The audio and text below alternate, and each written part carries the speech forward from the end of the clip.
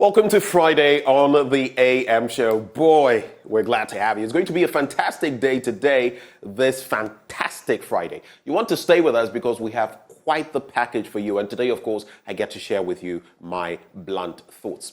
But right after this introduction to the show, the news will come your way after that, the news review. And then there's Prime Take with, guess whom? Former captain of the Black Stars, Stephen Appiah. Yes, he'll be joining us on Prime Take for today. And then I'll be sharing my blunt thoughts with you as well. I'll be sharing the title with you in a bit. But then we get into our big stories, and government is racing against time, is literally against the clock, as the independent power producers insist on 30% settlement of what government owes them, or else they shut down. Now, the IPPs say government owes them $1.7 billion. They say they will shut down their plants today if government fails to honor payment terms. Now, what does all of this mean for the power sector? What does it mean for industry? What does it mean for you and me, ordinary users of electricity? What's the way forward? Well, joining us for that conversation, Kojo Poku is an energy analyst. We also have Adams Yakubu. He is Research Policy and Programs with the Research Policy and Programs Office of the IES. And they will join us. There will also be Dr. Yusuf Al-Hassan, an energy analyst, and Edward Bauer, member of Parliament's Mines and Energy Committee. All of them will be joining us for that conversation. That's what we have lined up for you this morning. It's going to be an extensive conversation into the energy sector, incisive one, because guess what? Dumso, who can forget it? And as I share my blunt thoughts with you today, it's one of the areas I'm going to be looking at. Retrospectively, I'll go back to what Dumso did to us and some of the things we should be averting. So stay with us, stick and stay, and let's have a wonderful show. It's all about you, don't you forget. In the course of the show, share your thoughts with us via the live stream and call when we activate the phone lines. On that note, let's stay for the news.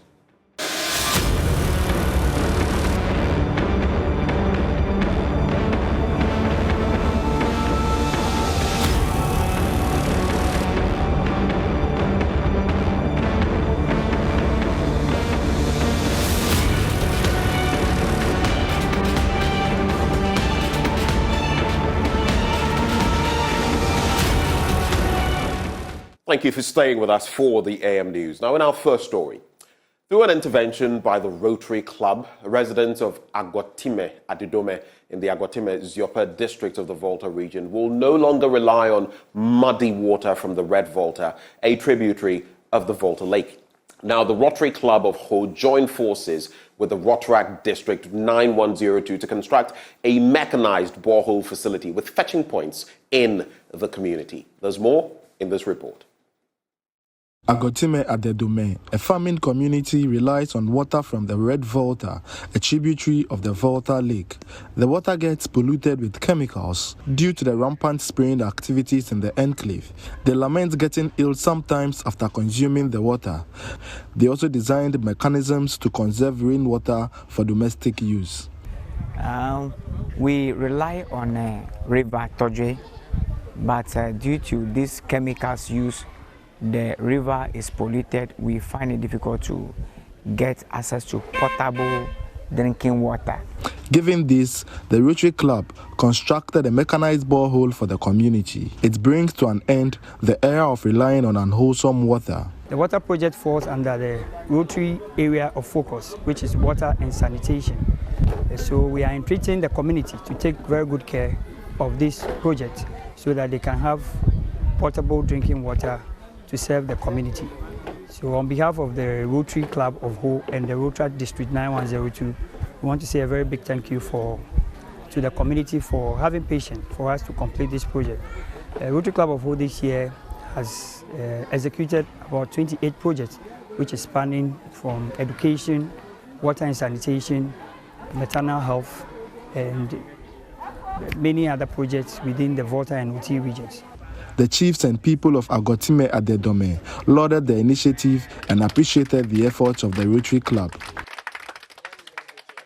Our borehole break down, and we contacted Rotary Club Ho branch, and they come to our aid. From 2020-2021, by the grace of God, they have done a solid project for us. And this project that they have done for us today is going to live for longer period. So we want to thank Rotary Club for coming to our aid to support us, and we believe and we also promise that we'll maintain this borehole, and out of this borehole we'll get other support. The money, when we sell the water, the money that we are going to get, we use to support the community in other developmental projects. Fred Kwame Asari, Joy News, Agotime Adedume. Now, the executive director of the Kumasi Institute of Technology and Environment, Ishmael Ejekumhene, wants the independent power producers to be measured in their demands. The IPPs say government owes them $1.7 billion. Now, they say they will shut down their plants today if government fails to honor payment terms. Without the IPPs, we don't have enough on our own. BRA's assets will not be enough to meet our demand, so we need them. So if they shut off their plants, it means that we're going back to Dumso. And what was Dumso? Dumso was as a result of lack of generation, okay? We didn't have enough to meet our demand. Okay. So if somebody says that I've shut my plants down because you owe me and the lights go up, it's also Dumso in disguise. So I just want to believe that a solution will be found. I'm quite optimistic and I hope a solution will be found. I also would like to plead with the IPPs. I mean, I don't know where they're going to find $500 million within, if they have it, I believe, $500 million US is a lot of money. It's almost like saying that give us everything that we got from IMF and before we continue to give you power. I think that there's been a long relationship, and I believe that they should be able to tell them. But the thing is that they also need liquid to stay afloat. They are in business. If without the liquid, they cannot continue producing, and that's why it's important that government pays for whatever it takes. Oh, please don't misunderstand me. I mean, they've even tried by not demanding 100% and say they need 30%, okay? Because that's what they're entitled to. You've actually produced, you have received the invoices, it's been okay that you owe me that much. I mean, elsewhere, the proper business practices, they will turn off the plugs.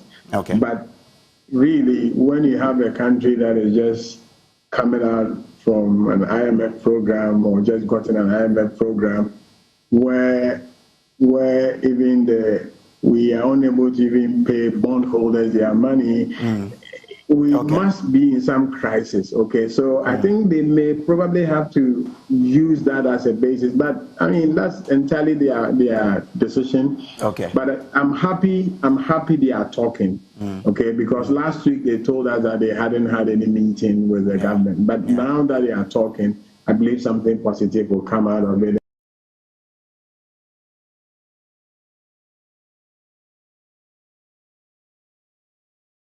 In our next story, the Nkwanta Community Senior High School in the Oti region has won this year's Energy Commission Senior High School Renewable Energy Regional Competition. They won with a small-scale farm irrigation project when developed would help farmers in the rural community where the school is located cultivate crops all year round to ensure food security. Peter Senu has the rest of the story. 5 out of 25 senior high schools in the Oti region took part in the 2023 fourth edition of the Energy Commission Renewable Energy Challenge. Nkwanta Community Senior High, Rara Senior High, Biakuye Senior High, Dudipapasi Senior High Technical, and Akpafo Senior High Technical schools took part in the competition. The schools developed projects around the theme Mechanized Small-Scale Agriculture Using Renewable Technologies. Nkwanta Community Senior High School won the 2023 edition in the Oti region. The school developed a mechanized irrigation system with a submersible pump that can be used on small-scale farms for all-year crop production. According to the students, the project is appropriate for the catchment area they find themselves as peasant community. They want support and adoption of the project. Nkwanta is really a rural area where we've been farming. All the work we do, the dominant work is farming. And so we thinking that the government will embark and help us or do this in large scale so that our parents will be able to have access to them. Our school is a day school, so for that matter, the students coming from their various homes coming to the school for training is very difficult. And then we also have financial problems. So we have gone through a lot of difficulties in terms of financial support. So we need people to come around to support our school. Julius Nkansa Nyako is one of the senior managers at the Energy Commission. According to him, the project by the school is innovative and when developed would boost agriculture and food production at the various farm gates in the region. The projects are aimed at helping our farmers in managing how their farms are irrigated. So the winning project, which was developed and presented by Nkwanta Community Senior High Technical School, was really very innovative, and it was a solar powered irrigation system where you have they were using renewable energy source of power to irrigate farm crops, and I must tell you it was really interesting. And when these projects are developed further and refined, they will be able to help improve how our farms are irrigated to increase crop production yield at the farm gates. According to Kofi Ejako, one of the directors at the Energy Commission, they are working with Center for Scientific and Industrial Research, CSIR, to develop and adopt projects for large-scale manufacture, which patency would be owned by the schools. The objective of the collaboration, just as it is to develop a source of income for the schools, we are going to take another step forward to ensure that the technology is patented so that nobody steals it away from you. So as you struggle to put in your maximum best, I want you to have it at the back of your minds that if your project comes top and it is developed further into a commercial product, you are going to own the patent. Peter Sen for Joy News. Now, the pharmaceutical industry relies on certain materials known as excipients to formulate drugs. Unfortunately, these materials are mostly imported and gnaw into the import bill of the industry. But what if excipients from natural sources, that is, these plants or food, could come to the rescue? That is what Miriam Elbwachi-Jesse, Ghana's first female professor of pharmaceuticals, is leveraging to help the country produce cheaper drugs. Love FM's Kwesi Deborah has more in this report. After completing her bachelor's degree in pharmacy at the Kwame Nkrumah University of Science and Technology, she fell in love with the processes drugs go through before they are made available for consumption. Mariam then took up the field of pharmaceutics, a branch of pharmacy concerned with the formulation and quality analysis of drugs to help her fulfill that desire. She completed both her master's and doctorate degrees in pharmaceutics at KNUST. Because it is reported that sub-Saharan African region, we spend about 70 to 90% of the budget, the national budget, to import drugs as raw materials or as finished products. And this is seriously affecting us in terms of good health and well-being. And so that is one area that my research focuses on, to use naturally available or locally available natural polymers as excipients, and so far so good, it's working, and we are at various stages of development. The other aspects that we are into is quality control. Now there are a lot of substandard and counterfeit or fake medications in the system, and I know the regulatory agencies do a lot of post-market surveillance to check the quality of drugs on the market. However, it's not enough. So one of the key things that we do is that we try our best to do this post-market survey. We pick samples of drugs from pharmacies, from over-the-counter medicine seller shops, and test them to make sure that they are up to standard. One of the earliest works, which was published in the 2012 edition of Asian Journal of Pharmaceutical and Clinical Research, focused on naturally occurring gums as excipients in the pharmaceutical industry, was promising. Professor Mariam and colleagues found that adding cashew gum to paracetamol enhanced the drug's mechanical strength while not hindering how the drug is released in the body. With the local excipients that we are looking into, so far we've done extensive work on okra pectin, and it has shown very promising results. And so the future is bright, actually. And one key thing about this research is that, you know, in Ghana, we have seasons for certain food products, so like yam and okra. And during the bumper season, we have them in abundance, and we have no way of storing any of it. And then in the lean season, there's nothing. It's all gone bad, left to rot on the farms. Now, this research area helps in preventing this post-harvest wastage. So we are not competing with the food industry, no, but the excess products, the pharmaceutical industry is now going to mop it up. So all the excess okra, all the excess yam and other food crops that have pectin that we have extracted, we are going to convert this post-harvest wastage into wealth for the farmers and for all those involved. And also, eventually, it will lead to reduction in the cost of medications. Mariam L. Boachejesi is one of the youngest associate professors at the KNUST, some few years shy of 40. She's excited her feat will inspire the next generation of scientists.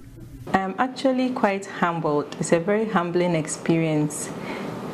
One of my main aims teaching over the past decade has not been just to impart knowledge to students in the lecture halls, but also to guide and inspire them. And what better way to do this than to show them that it can be done? Reporting for Joy News, Kwesi Deborah.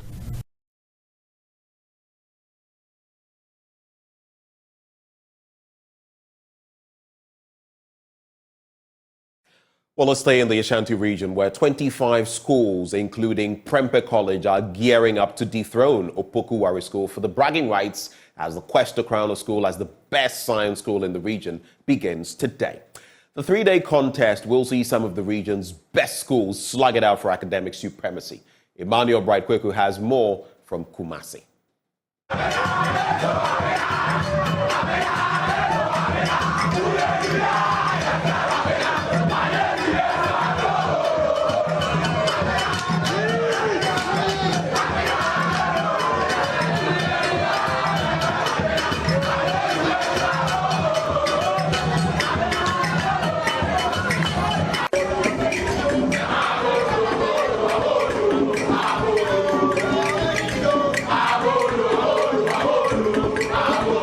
Sights and sounds as schools qualify for the regional and national championship.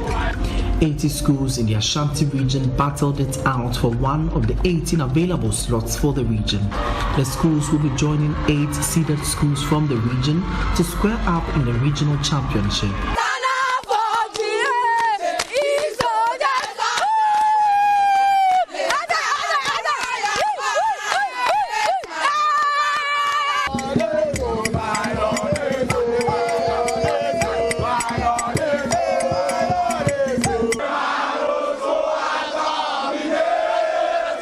Presently, Opoku-Ware wields the bragging rights as the champions in the region.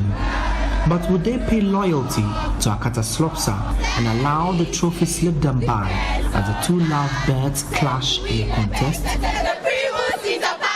What is going to happen? We will slaughter them, we will slaughter them, we will step on them, we will kill them. Well, the girls are not the only ones eyeing the trophy. 24 other schools in the region are set to clinch the regional title. While some are fixated on the trophy, others only want to unseat high-grade schools. As for now, I want to unseat either Prempeh or WAS. You want to unseat? His prayers may have been answered as he clashes with Pempe College.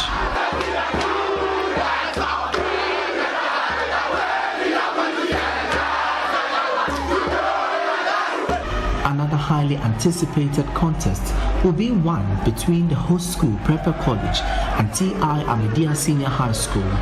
They have a message for the boys from the Greenland. We possess good morals and high integrity. What is Prempeh College, Opokuwari, to you? To me, what is Prempeh College in Opokuwari? To Amas. And they your small boys also. What are 1 year. They are in kindergarten. They are even toddlers to us. Actually, I don't even know what to say. Tentacles.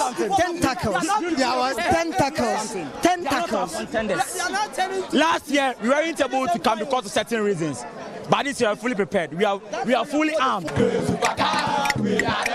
Kumasi Anglican Secondary School is entering the championship as the highest scoring school from the qualifiers.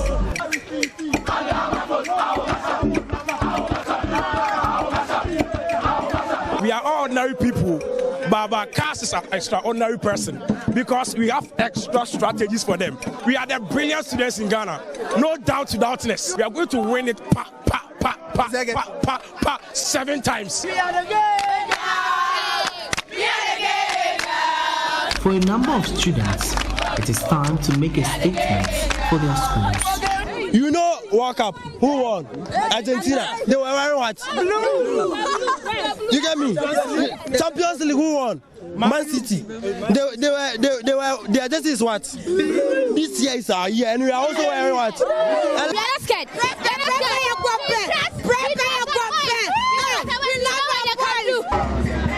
For Joy News, my name is Emmanuel Bright Kweko. And on that brilliant note, we cap off the news. But do stay with us. The news review is up next.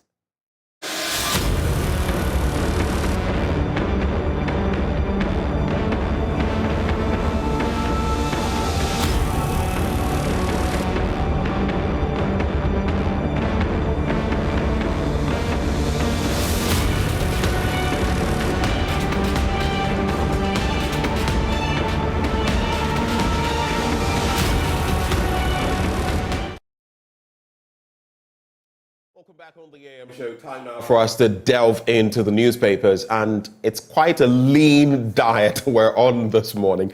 Only 2 papers that we have this morning, the Final Newspaper and the Daily Guide. But ladies and gentlemen, let me introduce you to one of the editors here at Joy News. He's a man of very few words, but very, very capable. That's what he does. In the newsroom, you would usually see him quiet in there. We either call him Honorable or Your Excellency, but he's no politician. Elton John, a very good morning. Thank you for joining us this morning. Yeah. Hey, now what stroke of good fortune brought you our way this morning? Oh, you know it's Friday, so anything can happen. With your lovely outfits on Fred Perry, Charlie designer where they are to be bro. Anyway, so this segment is brought to you always by Endpoint Homeopathic Clinic, and even before I get into that, do you check your prostate? Elton John Broby. Yes. But the last time was like, let's say, 2 years ago. I was at a program about prostate, and we all made to go through. You were all made to go through. Yes, I did, and I came out clean. Okay. But from that day up till now, I have a cousin who is a pharmacist. So he says that once you are a man, you are prone to it. Yeah, especially right after your 30s. Exactly. Now, you don't wait till your 40s or 50s. Exactly. 30s, start checking. It is very easy to get it. So, fortunately, there are drugs that you can help, that you can take that will minimize, your level of contraction. Yeah. So, I have been on it. Yeah. That's good. I check every year. This year, I'm yet to check. Okay. I usually check around my birthday. So, I'm about 3 months late. But I'll still do it. When I do my general medical, I add that. So they'll check your PSA and other things. And taking little things like tomatoes and all of that. It's very important. In fact, now in keep your prostate healthy. In the US, for example, in some of these big companies, now if you are 50 years old, it's compulsory that you do it every 6 months. Wow. Yes. Not even a year? No, every 6 months in the US, in most of these companies. I was reading about Morgan Stanley. and Chase Bank. Right. They have a policy. If you are a male employee and you are 50 and above, every 6 months you go through it. In fact, there's part of your engagement with the company. And that means they are likely going to foot the bill. Of course. Our companies here can take a cue from that. Yes, in fact, they need very, a healthy human resource to work. And one of the things they're taking upon themselves to ensure that they prepare themselves for the future. So if you are 50 and above, every 6 months you go through this exercise. Wow. Fully paid for by the company. Wow. And if there is a health challenge that they need to deal with, then immediately they can get to it. Imagine that. And that is why we're proffering for you this morning. Nowadays, to fibroid and seminal and dorsal, everywhere. I can't count the number of friends I've had who have either had to go undergo medical procedures or have had surgery. Unfortunately, I remember one who passed. Hers was very frequent. At the point, we all thought she was pregnant. It wasn't. But in fact, I know somebody who complained of persistent headache, especially in the nights. It went on for a while. She didn't know what was happening to her. So she went to the hospital. And then after a series of tests, it came out that she didn't know that she had fibroid. Right. And that was the reason for the persistent headache, because it was draining her blood. And now she's been asked to prepare herself to go through surgery to correct the anomaly. So some sort of hemophilia. The issue about us is that in our part of the world, consistent medical checkup is something that we normally do not do. In fact, when we wake up in the morning, because of the cost, people will tell you because of the cost of these things. But what I say back is, which one is more costly? Exactly. Not going for the checkup and finding out much later that maybe you have a fatal illness or a terminal illness, or to know. And a lot of these things, when you find out right from the onset, even with the cancers and the rest, when you find out from the onset, dealing with them is very, very easy. Your chances of survival almost 100%.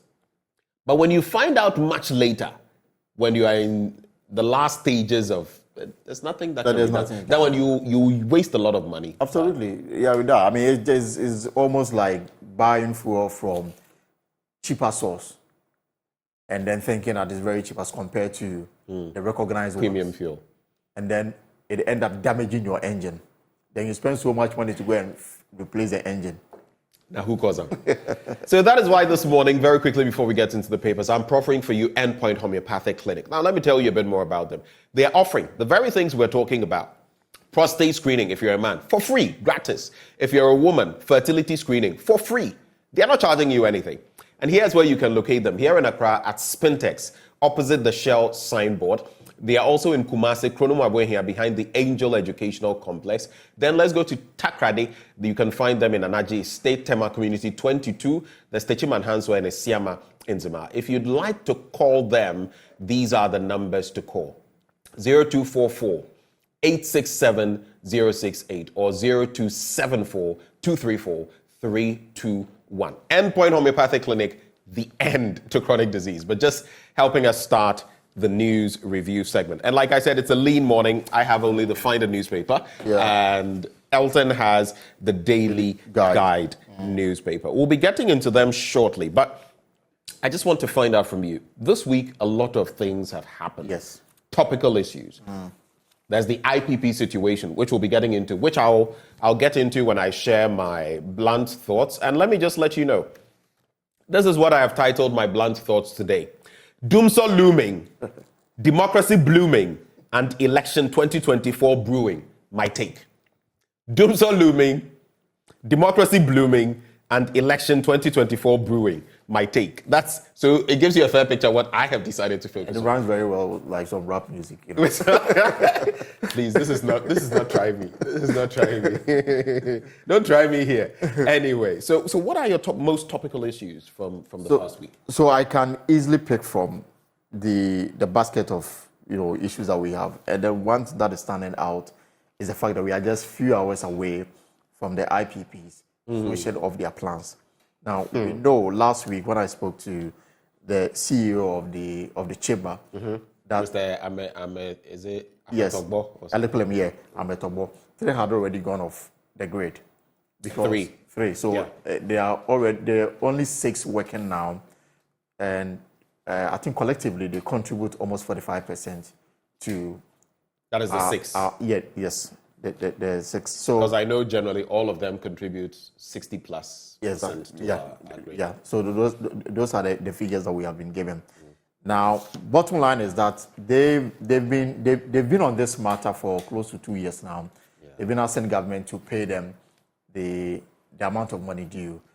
Now, as of today, we know that the debt has risen from $1.4 billion to $1.73 billion US. Because just how many weeks ago were we talking about 1.4? Exactly. Now it's 1.7. 1.73. That's an additional almost $300 million. Exactly. And as we speak right now, it's still increasing. It's still increasing. Hey. And the thing is that I understand that some time back, because ECG is leading these negotiations with the IPPs, because per agreement, they sell to ECG, and the ECG sell to me and you. So their first port of contact is ECG in terms of their, the money. Yeah. Even though all of them sits in government books. So my understanding is that some time back they came to some agreement. ECG said that we have cash flow issues, so we'll not be able to clear the debts all in one. So we'll be able to pay 15 million Ghana cedis on a monthly basis, and the IPP said that it was inadequate because of the amount of money involved. Right. And for that reason, they had put on the table 50 million Ghana cedis per month. 50 million? 50 million Ghana cedis per month. And ECG could not meet this. I understand that negotiation is still ongoing. The ECG managing director has promised to give us an interview today to tell us how far they've gone in resolving this particular matter. The IPPs on their own says that there's not been any proactiveness from government side to deal with this matter. And that's the reason why they sent out the email to their members, asking them to stand their grounds and not to backtrack from their position that unless government is able to fund or settle the $1.7 billion, or at least $500 million out of it, they are going to switch off their plans. And that would mean intermittent power supply to the nation. Now, let me just go through the email as we have it, and this is captured in the Daily Graph. It says that the Chamber of the IPP has issued a directive to its members to suspend power supply to the national grid starting July 1, 2023. That's tomorrow, a few hours from now.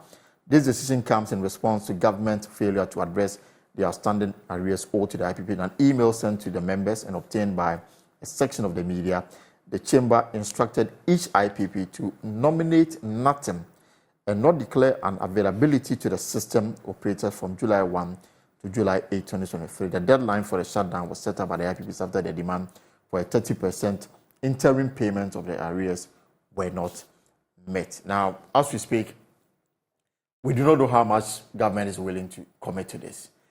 Government is banking on a promise by the World Bank for additional $2 billion to support the economy, and then part of this will go to the payment of the IPPs. So, but that is yet to come. That is yet to come, in fact. And we have a deadline. There's no indication that it will come today or will come before tomorrow. Or come in the next 3 months. Exactly. I think what the IPP has been asking for is engagement. Convince them. No, but is it really engagement? Because as of this point, they say, Charlie, engagement in your bro. We're not doing any further engagement. That's the latest rhetoric they've been spewing. They are saying, don't go there and we don't want any further meetings. All we want is the money. But you see, technically, you can also understand where they're coming from. Because what do they operate on? Fuel. And the fuel to power yes. the systems are secured with what? Money. With money. And so that's why they're saying to stay afloat, as of this point, we need a certain... I mean, in business terms, it makes some sense. But we are also in a tricky economic situation where we find ourselves, honestly. You can't just go and fork out $500 million and go and give it somewhere. You can't. I mean, it doesn't exist. We still have the first branch in the crowd. How much is it? It's $600 million US. I don't know whether... And that tranche, large part of it went to the Bank of Ghana. Yeah, the whole thing went with to the Bank of Ghana. Yeah, so liquidity is still a major issue in this country. In fact, it is a major challenge. That's why you would still notice that the currency is still flip-flopping against the dollar. And, today, for example, at a point it's almost 12 or a little above 12, then to come to 11. And sometimes I have problems with the central bank's, pegging. Because, trust me, that is not what is out there. Well, they say that this is just to guide. This is. I don't know how much of a guide it is, because if no one is using it. So, I mean, we government need to deal with this matter as soon as possible, because any other hit to the economy, and if this will come from electricity, I can tell you that it's going to be disastrous. Schools, cold stores, everywhere. We are health facilities. In fact, you are yet to recover from the reason why we went to the IMF. You are yet to recover from it.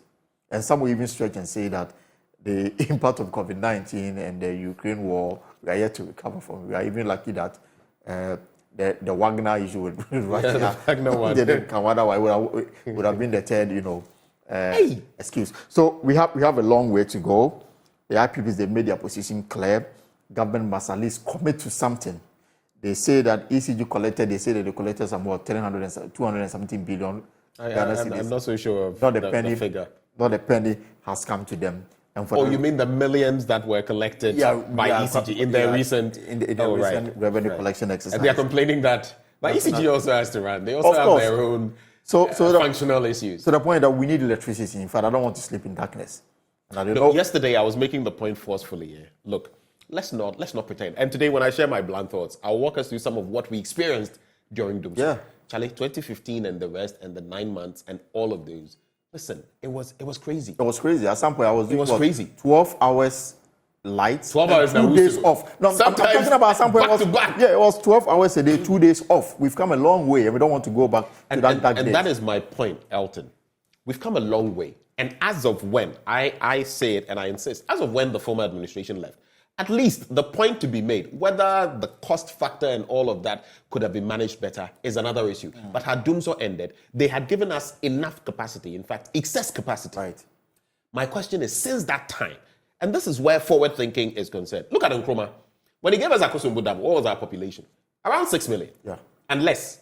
But he thought about the future. He knew the population wouldn't remain static. Of course. So at the time, people called him an idiot. Look at your population, look at the country and everything. But today, if we didn't have Akosombo, can you imagine what Ghana would be like? But over time, we failed to think ahead that your population is burgeoning. Now, you see why we've been exposed. Between 2016 and now, our population has been increasing. If you look at the latest census, now we've hit 31 million. Yeah. We were not up to 30 million. Yeah.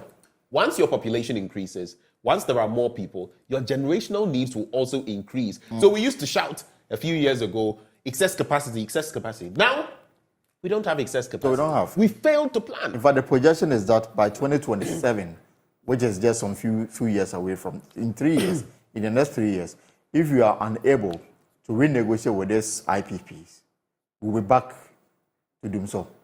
Because most of them, the contract is almost about ending. Some just a year, some just maximum 2-3 years. And so the projection is that in the next 3 years, maximum 2027, if we are not able to renegotiate or have standby plans and they go off the grid, we are back to doing so, because we will not be able to meet 50% of our demand. And that, for me, is something that we need to seriously address. Even now, what they produce, you are unable to pay. These are businessmen. Some went to bank to take loans to put together the plans. Some had their own resources, but whatever it is, they have invested. They need to recover their investments. Now, the thing is that they've produced power for me and you. I am paying for my electricity. If I buy power, ours is not take and pay. It is take or pay. So they generate. Yeah, they generate. Use it or not, you pay. That is not their problem. And that, for me, is one of the tricky areas. The lows of the contracts that were signed. But at the same time, by that time, while I agree, exactly, we're in a fix. It's like being desperate as a business person. It's like being desperate for cash. You will go to a loan shark, or you will go to a bank. There are people who even now are doing that because you are desperate. Yeah.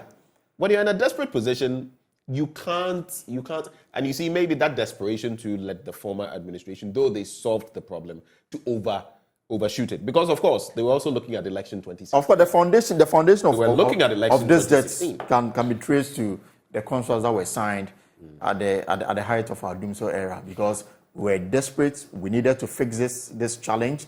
People came with proposals. We didn't have time to peruse them. Right. We just signed them. Well, I don't know about not having time to peruse all of them. Of course, but then if you should sign a contract that says that whether if I produce, whether you like or not, you pay me. But technically, there are questions that Ghana is not the only answered. country that has had to go that way on the back of generational needs. But two things I want to say here.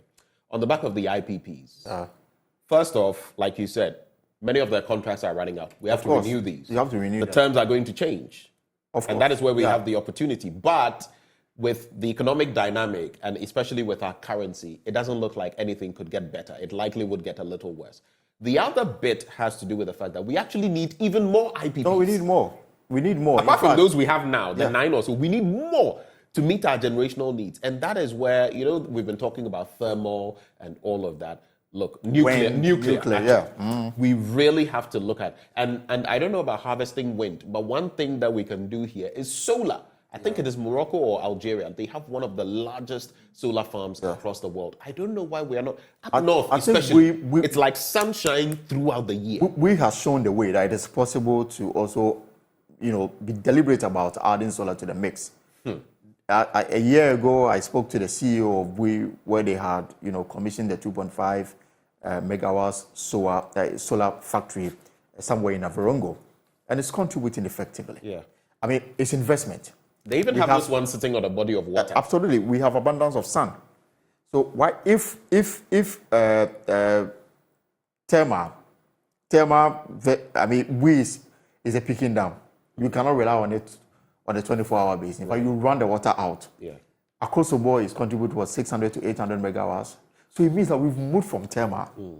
Now we move from hydro. Yeah. Tema is expensive. Fuel is expensive. Yeah. And it's not going to come down anytime soon. Now it's around $78 per barrel.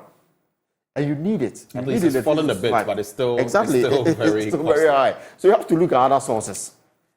Nuclear is good.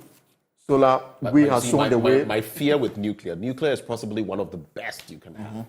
But you see, Ghana, maintenance, management. Because with nuclear, it's so good, it's so efficient, but a little mistake. That's an issue. There will be an issue. And it could be a major disaster. Yeah. You remember Chernobyl? Of course. It's not a joke. And with our ethic here in this country in terms of maintenance and being, incisive, we really don't have that. So for me, nuclear, my heart is in my mouth. Yeah. Honestly. So a couple, I think that government has to do something urgently. I know there's been behind the scenes discussions to avert this matter. The ECG says that the light will not go off. President Akufo has made the same point. The energy minister same. I know that they are aware of the implications of what is staring at us in the face. That if this matter is not resolved and the IPPs switch off their plans, there will be a significant shortfall in electricity generation. And the effect is that our economy will take another hit, a hit that may be difficult for us to come back, to come out of it. So it is incumbent of government to do everything possible. In fact, I think at this stage, what the IPP needs is assurance and a commitment to pay them. Get ECG to what they need is actually a plan. Exactly. Not just assurance, because they're tired of the assurance. They need a plan, a roadmap that says, you see what the ECG was trying to do, 50 million, they say 50. Yeah, 50. They need a proper plan that says, every month I'm getting this, or maybe I'm getting this in bulk for now. Every month you'll get this, and gradually this is how we are going to be able to pay. But if you look at the statistics, it will show you that every year we've been accruing about $500 million in debt on this. It's not sustainable. No, in fact, the entire energy sector, that is $2.4 billion US. 2.4. IPP alone is 1.7 billion. But the entire energy sector, we've been Tesla. Ghana, we're in a tricky place. Yeah, of course. When you pray for Ghana, we need to get out of it. Never again. We don't. And trust me, if that happens, God forbid, if that happens, I don't see how are we going to come out of this? How are we going to come out of it? I don't even want to think of it. Like right now, I am in denial, honestly. I don't want to get there. Yeah. I can't do part 2. No, I can't. Because under Kufuor, we experienced a little bit. Yeah, it wasn't doomsday like but we experienced it. Yeah. In fact, under Rawlings at a point. And Rawlings also did a lot in terms of, especially rural electrification. Yeah. We came to Kufuor, he did his bit, but that was really where the problems started, with the population bulge as well. Then at a Mills, and then you see it was a problem that had rolled on and no one had tackled it. That was the problem. So let's not get there again, because Charlie, right now, you and I, we can't afford that. Can't afford But that. let's get into the papers. Let's start with the Daily Guide. So the Daily Guide has on the front page, Boga MP dashes to court of appeal. Yesterday they were in court. I understand that they are yet to serve the Attorney General's office and then the trial judge regarding the application they've sent to the appeals court, challenging the decision of the court to sit on this case on a daily basis. Yeah. So, but because of administrative errors, the case has been adjourned until the 4th of July. That's Tuesday, where the court will sit on this matter. Right. And then also, but the man says that regardless if there should be a by-election in the constituency, 10 times, he'll win 10 times. 10 times he'll put himself up because he feels that he's a choice of the people. Right. I have no evidence Atuforsen was authorized. This is coming from Alex Mould, one of Atuforsen's witnesses that appeared before court. That's an interesting, very interesting. In fact, when Alex Ebefia did not appear. Yes, the former health minister. Yeah, he did not appear. The secretary says he's not in town and only do a video conferencing. But this man was called in as a former banker, or as a banker who has knowledge in the way some of these transactions are done. So he was called in as a witness for Dr. Atuforsen. Now, let me just read to you. He said, Alex Moody yesterday told an Accra High Court he has not seen any document indicating that Minority Leader Dr. K.C.L. Atuforsen received an authorization from former Finance Minister Setepe to write letters authorizing payment of ambulances, which has landed him in court. Mr. Moody, who is Dr. Atuforsen's second witness, whilst under cross-examination by Attorney General gov't, told the court that he has not seen any documents authorizing the accused to write a letter asking the Bank of Ghana to establish letters of credit in favor of Big C Trading Company, the company that supplied the defective ambulance to the government of Ghana. And you know, one of the entities involved has actually committed to paying some sum of money. Not, I think, over $2 million. And that will cover everything. Which it doesn't cover everything. Okay. It leaves, I think, a few tens of thousands or 100,000 plus, something like that, or more. But they've committed to paying quite a chunk 2 million of euros. the money. 2 million euros. 2 million euros they want to pay. I think it was 2.7 or something. And their letter to the AG says that government should discontinue the case because they are willing to settle, and then they will take back the defective ambulances. But that has been resisted by the AG. In fact, they've rejected it. They've rejected it. They've rejected it. But this makes for interesting reading because it was Atuforsen's witness. Yes. Right? That he called. And this doesn't paint the best of. But this witnesses matter has become quite, milky. And that's the thing in in the court system. You can call your witness and then it becomes even the circumstance under which the witnesses are now before court. Some of them have to eventually be forced to not come and appear before Alex court. Ebefia, for example, the health minister. The health minister. At the time. Yeah, exactly. Yeah. Yeah. So I don't know how this case, I don't know how this is going to end, but I mean, well, it's early days yet. So, it's interesting, isn't it? The whole Atuforsen, Jachikwesin. Yeah. It appears if you have or sin at the end of your name, if you have sin at the end of your name, Charlie, these are not the best of times for you. Atuforsen, Jachikwesin. But these are all tests for our legal system and tests for our democracy as well. Though, this morning, especially, no, go ahead. And this morning, the Speaker of Parliament is saying that he's yet to come to the understanding why somebody will be taken through this process on a daily basis. Yeah. He says that he has issues with selective application of the law. If it is done to everybody, we have no issues with. But when it becomes selective, in his view, this matter is becoming too selective. He doesn't understand why Mr. Kwesi should be taken through the process on a day-to-day basis. He was speaking to Graphic. But anyway, as far as the court is concerned, this is not something that is unusual. Yeah. It's something that happens, and for that reason, if we are also asking that, if you also have challenges with how cases can drag in court for years, then if there is an expedited action being taken, so long as the rights of the accused are respected, and that they are given fair hearing, I do not see an issue here. And some would be quick to point, for example, the Auditor General in his case and how long it took, about 3 years. Yeah. In fact, there's one, there's the former CEO of the Cocoa Board, is 6 years. Opuni, and the Opuni trial. They are even yet to get out the Opuni of the technicalities before getting to the main matter. It's Justice Hwarenuga and the entire circus that we've had to face, and the switch of judges. I mean, that in itself has been a pretty much of a test case for the judiciary. But yesterday, did you listen to the Works and Housing Minister? He said he's got a plan to deal with the drainage system in Accra and parts of the country. I don't know whether you had time to listen to him. He was summoned to appear before Parliament to answer the question. My issue is that you are talking of Francis Asenso-Boakye. He should go and ask his former Samuel Atachia. What did Atachia not say about Nima? And how they would turn the place into what and a first-class residential area. And let's not even get into these. I like the thought of it, but especially with our trajectory, our path as a country, I take some of these things with the smallest, minutest grain of salt. Because look, even if we were serious in this country, look at Saglemi. There's a time when I used to work in the Pram Enclave, okay? Coming from Accra to that place was hell. There were others. You remember there were some put up by Kufuor, President Kufuor. Affordable housing projects. I mean, what are we doing to ourselves in this country? So even if Saglemi had problems, whether in terms of cost and all of that, now we've allowed it to deteriorate and all of that. Of what use is that to the taxpayer whose money was used for that?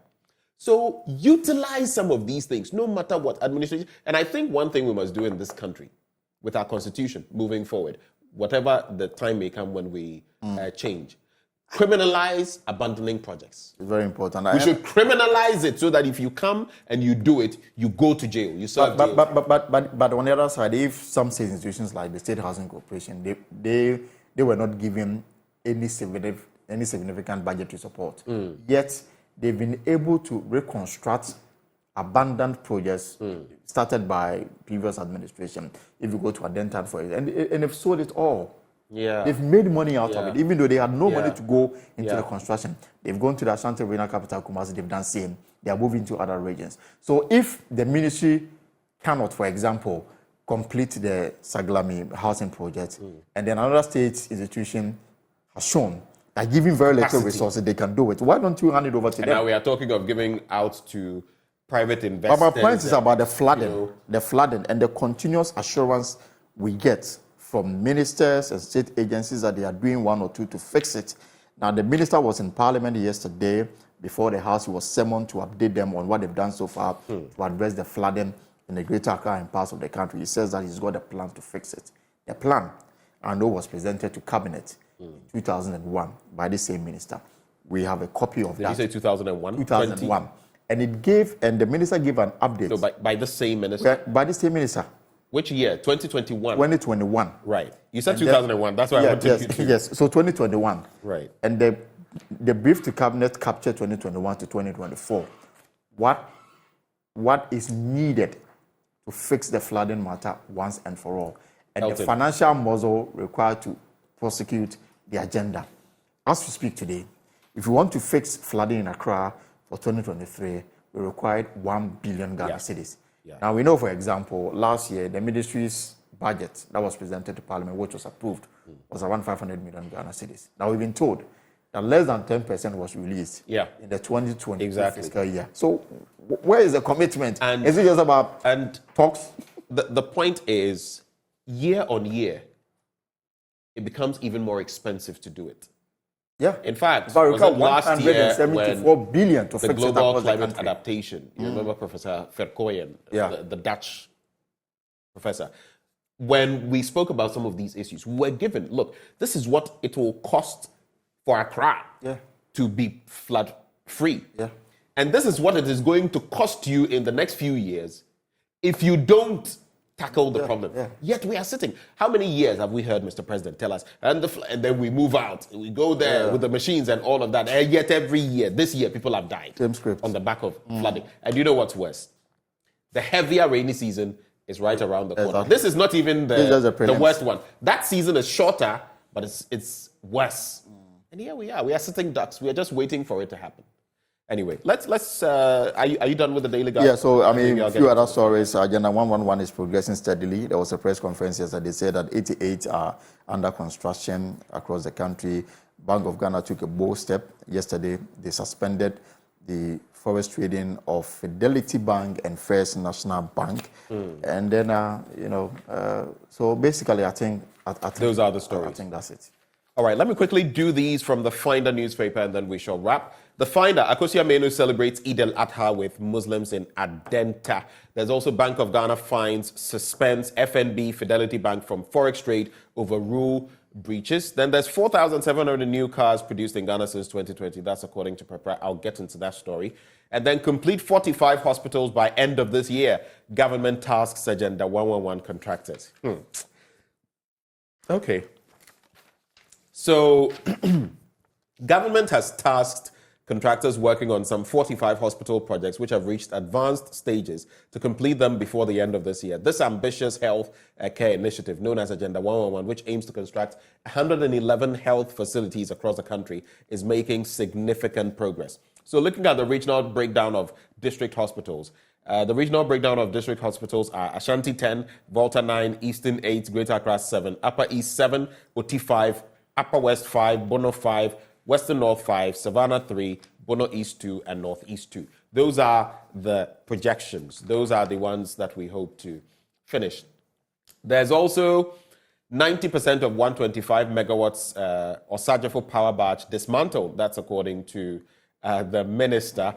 And then 4,700 new cars produced in Ghana since 2020. I found this interesting. So, automobile companies assembling vehicles in Ghana have produced 4,700 vehicles between 2020 and 2022. This number represents 9.7% of the country's new market. The automobile industry in Ghana is valued at $4.6 billion in 2021 and is expected to reach $10.64 billion by 2027. Interesting. It's good news. At least some people have gotten jobs out of this. We are so job creation. But I ask myself, how much really are we saving on the cost of the vehicles? Because it's basically like getting the parts, which are not produced here, assemble them, which are not produced here, and then put bringing them from the Germany or the South Korea or wherever, and assembling them here. It doesn't take away much. It doesn't take away much. And they are still produced elsewhere and everywhere. I mean, so instead of employing thousands, we're already employing hundreds. Yeah. But it's just the first step. Maybe in the next few years to come, we'll do everything here in Ghana. But then, if you want to take in terms of because that's job creation, what we are doing now is already what Kantanka has been doing. Of course, they saw scam and they put together and then. But the point is that so these vehicles that are produced here, I know that most of them they produce and then they export to other parts of Africa. Yeah. And my thinking is that is there a plan such that me and you can just walk into the showroom and then, take some of these vehicles, and then there is a payment plan that is so flexible that, like you would find in other jurisdictions. You will find other jurisdictions. A lot of these people driving cars in the West, and they are paying like $100 them a on. month. Yeah. But here, Charlie, it is difficult. And then, what is the plan to fully implement the automotive, law, such that the dealership, because second-hand vehicle, importation of second-hand vehicle is still, an obstacle for these people getting really into the market. Yeah. It is a big issue because they are producing, they are paying taxes. Other people are also importing and then selling. It is beyond the reach of a lot of Ghanaians. Yeah. So therefore, even how many people in this present economic condition are able to even buy vehicles? Yeah, it's difficult. That's the situation. And that is, and that is one of the. I think maybe I will leave it to you. Maybe in the days to follow, we may open this discussion about taxing of sanitary pad, and then look at the other sides of the coin. Right. For example, so if you are removing the taxes on sanitary pad, for example, I know somebody's we have to go. Somebody's going to court to challenge the decision. So if you are removing sanitary pads, if you are removing the taxes, it means that, for example, me sitting here, you sitting here, you can go to China, bring in finished products. I know there are about 3 or 4 factories that are already in Ghana employing thousands. If we remove the tax, it means that their existence become an issue. Charlie, this matter is something that we'll have to discuss. But interesting, very interesting point. You know, we have been campaigning because the point is against the taxes on sanitary you remove the taxes and then these factories eventually may go off and then thousands of people lose their jobs. The AGI and then the taxes that you expect from them will not come. But I feel it's or you remove the taxes and allow any individual to go and bring in finished products and they sell and make more money. We can find a middle way through it. A very good morning to Father Amos Kwabena Kwansa, SMA. Thank you for being that wonderful person. And don't you forget the title of my blunt thoughts today, Doomsor Looming, Democracy Blooming, and Election 2024 Brewing. My take. I've been joined by Elton John. Bro, Charlie. Thanks for joining. Yeah, have a nice Friday. Sure. This segment is always brought to you by Endpoint Homeopathic Clinic. They're offering free prostate screening, free female fertility screening. Locate them here in Accra at Spintex opposite the Shell signboard. There's Kumasi Chronomabwe here behind the Angel Educational Complex. Takrade Anaji State Tema Community 22. There's Techiman Hanso and Esiama Enzima. You can reach them on 0244 867 068 or 0274 234 321. Endpoint Homeopathic Clinic, the end to chronic disease. But coming up next, we serve you sports and its prime take. And whom are we engaging today? The Black Stars' former captain, Stephen Appiah. Do stay.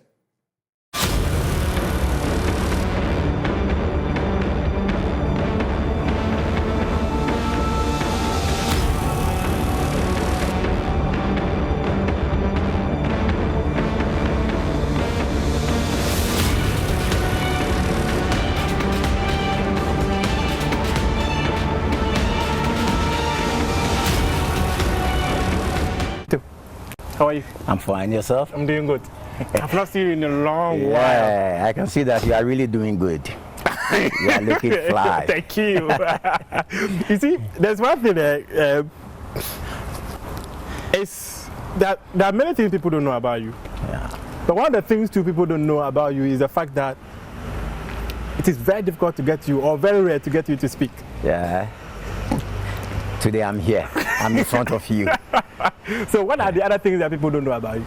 Oh, the other things. I think people know everything about me, but most of the things, my Choco days, people doesn't know. People saw me playing for Accra of Ho, from Accra of Ho to under 17, under 20, and moved to Europe. And my career, that's where people know, but there are certain deep details that people doesn't know. What are they? Some of them I think that I have to keep it for myself, because definitely one day I will write my book and I will put them in, so it should be a surprise. But I have certain deep details. Even though when I mentioned I was born in Choco, grew up in Choco, and when you know that environs, you have to know that I've come from a long way. It wasn't easy, but yeah, I am at least Legon. How would you describe that foundation? How do I describe? I think I have to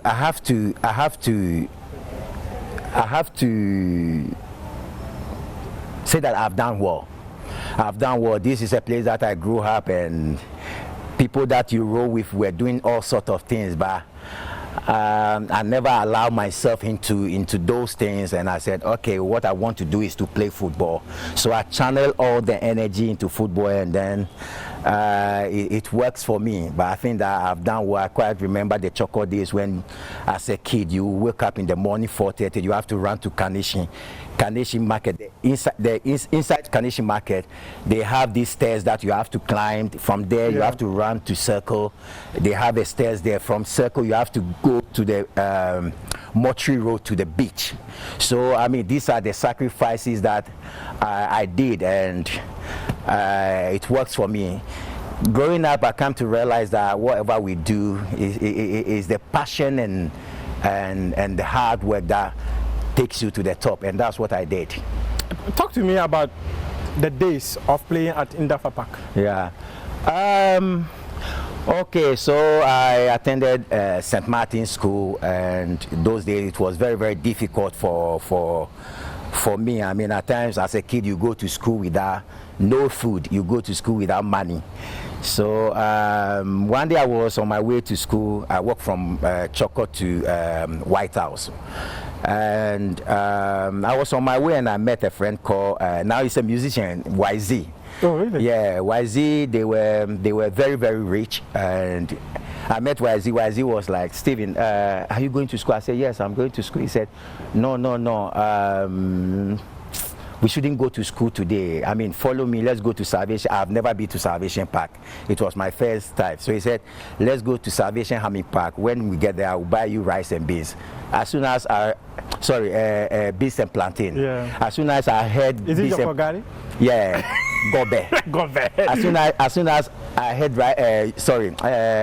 beans and plantain, I said, hey, I have to follow Daniel because myself, I don't have anything on me. So I followed him. We went to Salvation Army Park. We saw some kids playing football, and Daniel know that after schools, at times we played in the premises. So he said, Stephen, I know that you are a good player, so join the guys. I took off my school uniform, I put it in a plastic bag. We hid it under a bin. So we know that at that time, if you go home without your school uniform, you get lodged. So we hid it, and then I joined the guys, the kids, to play the game. When we were playing, there was this man standing like 25 meters from where we were playing. So when we finished, he said, oh, you're a good player. We have a coach team at Indafa. Can you join us? And I said, oh, okay, I would love to join you, but you have to come and talk to my mom first. So he came, and then my mom was like, no, he has to go to school. And that time I wanted to play football. So one day I find my way to Indafa, because where I live and Indafa Park is a bit far, and I was a kid then. So I find my way, and then I showed myself at the training grounds. I had the chance to play for under 12 and then under 14. When I was playing under 14, I was doing so well that when I play under 14 games, I wear under 17 jersey. So I had a chance to play under 14 and then under 17. At times I will come and play 5 minutes, I will come and play 10 minutes. That's where it all started. Capito, how many siblings do you have? We are 4. I have another brother and 2 sisters.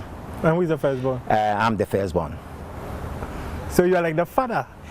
Of course I am. Father figure. I quite remember Choco days. I mean, you are staying in a small room, and where at times I have to make space for my siblings. So you have to go and sleep under the bed, and then under the bed you know that you find certain things there which are not cool. I mean, the cockroaches, the rats, and all that. So these things, it comes with it. I mean, being the firstborn, you have to do a lot of sacrifice. And today I'm happy that my siblings, they see me, and then they are very, very happy that he started, and then, I mean, now we are all seeing him happy. I saw a video that you posted on social media when you went back to Choco. This was like so many years ago, and I could imagine the emotions of going back to the roots. Yeah. So I saw the video. Came back I think 3 days ago when I went to visit. I mean, there was a table tennis game. So Professor Kofi Abuchi invited me. So we went to Choco, and then I have to go there to mentor the kids. And where I didn't know where they were doing the program. But when I got there, I realized that it was the same place that I learned how to play football. Oh, really? Yeah. So I was very, very, very, very emotional. Yeah, very, very emotional, because, I mean, taking my mind back when I was a kid, when I was trying to learn how to play football, this is the pitch. And then I didn't know that that's where they were doing the program. And I end up, I mean, being there to mentor the kids, and I was so happy.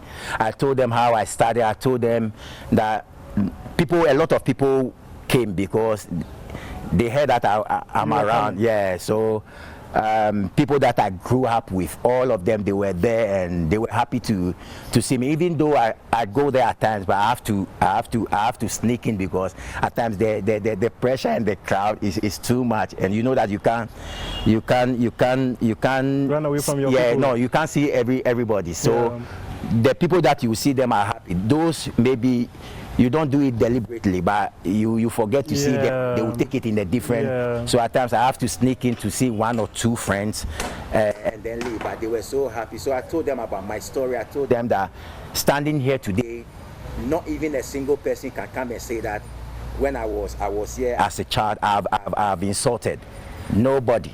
And then I mean, these are the stories. So they saw the light. I mean, from Choco days, because my friends that I was moving with, they were hardcore. If you just joined us, we are speaking to former Black Stars captain Stephen Appiah, sharing with us his life journey, how he started and where he's got into, talking to us about where he actually learned how to play football. And these days, one of the things that he engages in is to inspire the next generation of talents like himself, and not even just the talents who want to play football, but want to go into certain area, because his life story is a book on his own. Like, and he even indicated, maybe I'll just let him confirm, he will write a book, right? Yes. Have you started yet? Don't worry. Have you started yet? You get to know. I mean, you know that you are one of the people who know for sure. So okay, so, tell me pretty quick, how do you feel when you go back to where you came from? Yeah.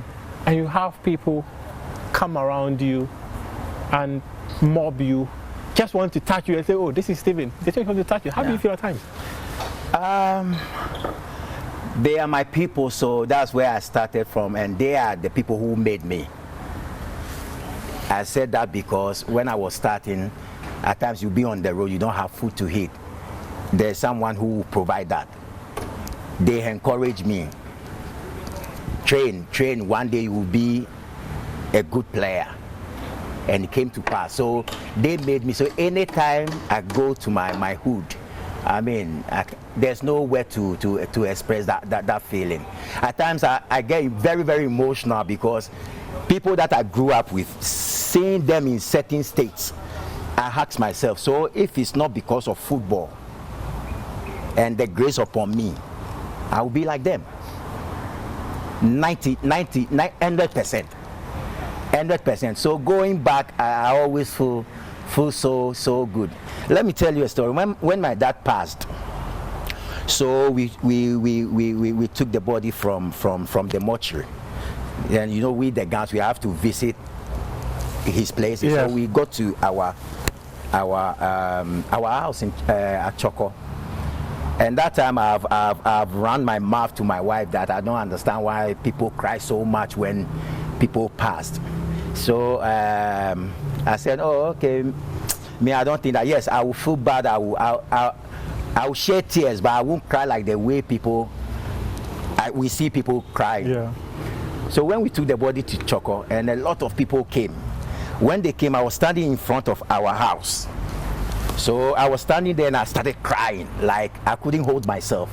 I was crying. So when we finished, Lai Kingston was there, I was with Lai Kingston and the wife. So when we left the place to the church, and then my wife was like, you see, I told you, you think that you are very, very hard, but you are not. So I was like, why, what are you trying to say? He said, you see the way you cry, you couldn't hold yourself. People were, I said, you see, it's no disrespect, but it's not the body. But looking at where I was born, the people that I grew up with, most of them are junkies. Most of them are robbers. And me being there, that's why I was crying, because I was asking myself that, if it's not because of football and the effort that I put in to get to where I am, I will still be at that place. No disrespect to them, because at the end of the day, we came to this world, we are different people. With different destinies. Yeah, exactly. But I will be there. So that's where I started to, I lost it. And so your question, anytime I go to my hood, you have no idea. You have a park there. I saw a park there named after Stephen Appiah. Yeah.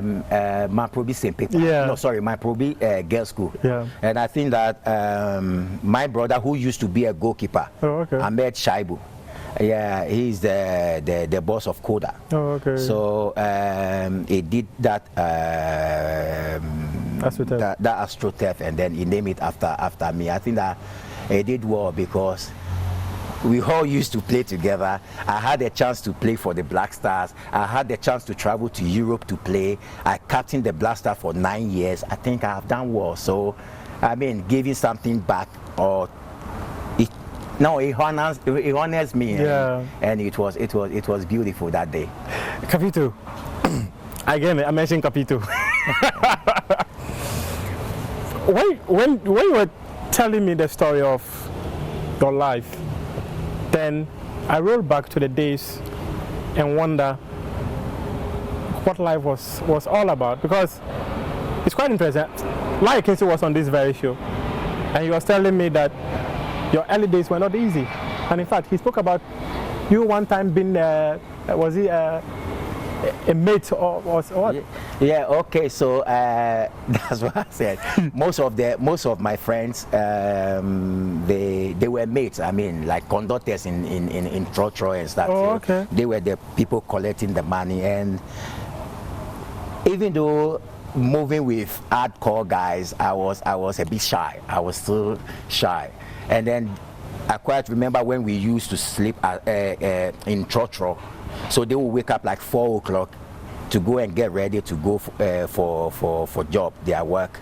And then I would go and change, and then I will hit the road. I will go for jogging. I will go and train and then come home.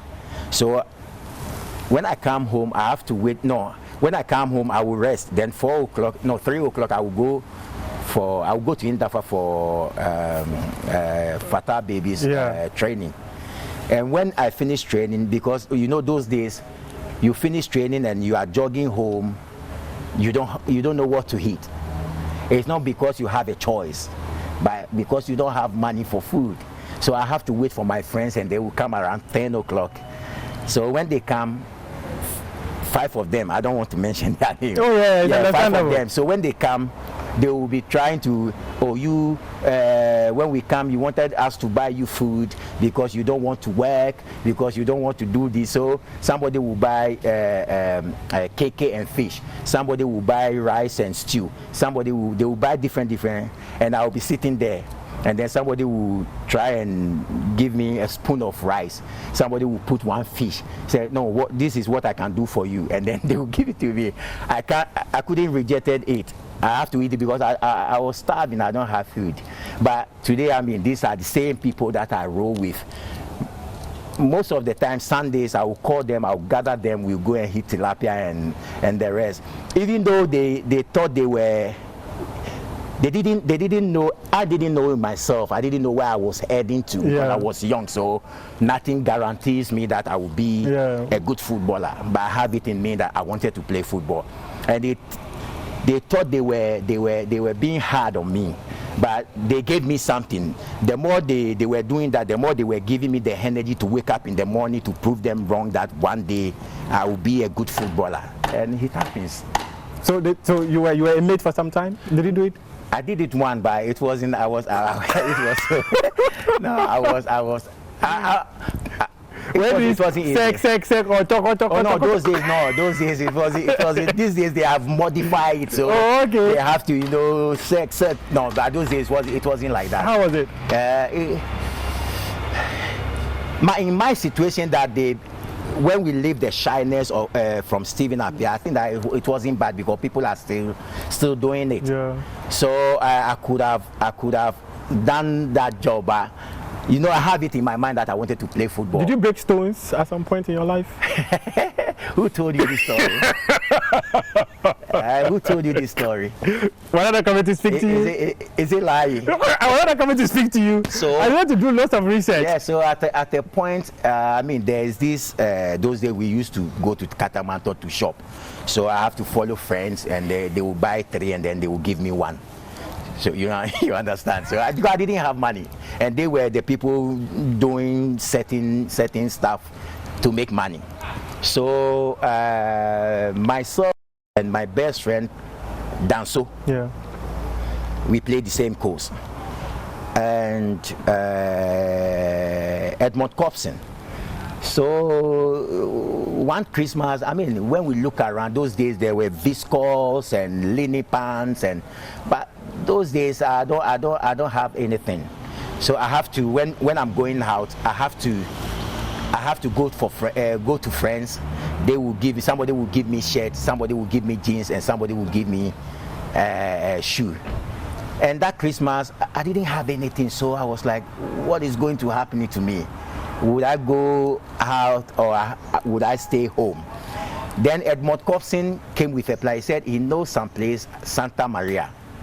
They crack stones. So we should go there, and when you go, we can make money. So we walked from Choco to Odoko. When we got there, I mean, there were a lot of stones. So I asked Danso and Cobson that, are we going to carry all these stones? They said, oh yeah, we have to do. They said 6 to 12, but if you want to do more, the more you do, the more you. I said, okay, let me try 6 to 12. And I went the first time. I put the stones inside. I carried the stone.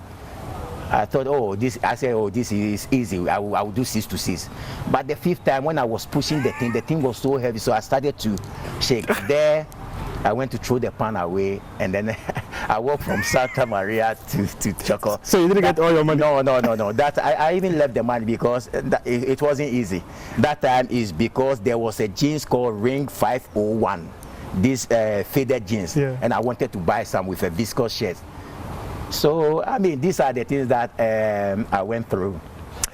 And football brought you here. Talk to me about how were you supported to actually play football at the topmost level? Well, I can't tell that story leaving Accra as a folk out. I think because of Accra as a folk, that's where I got the chance to travel to Italy.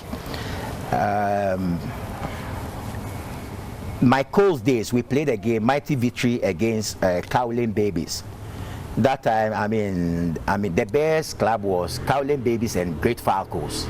Cowling Babies because they have so much money, and then they have all the best players at our time. They have all the best players. I mean, Osei Boateng was their goalkeeper.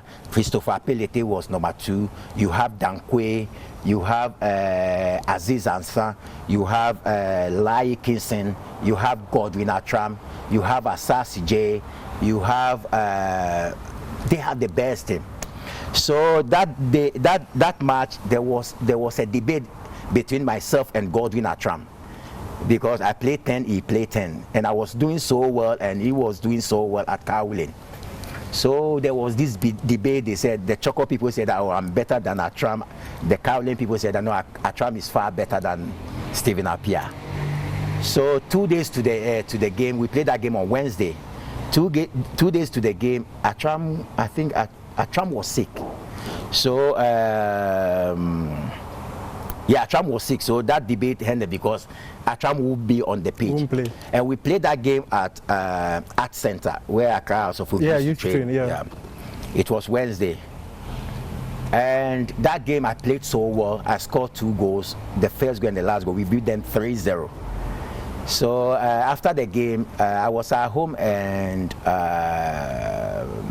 Emmanuel Amasiniga, our former Blaster player, he came to me and he said that, Nia Ibonte, known as Thomas Okande, he sent Emmanuel Amasiniga to come to my house to tell me that I should come to training to train with the Auroras. So. So we played that game. After the game, I mean, the AS fans, they were giving me money.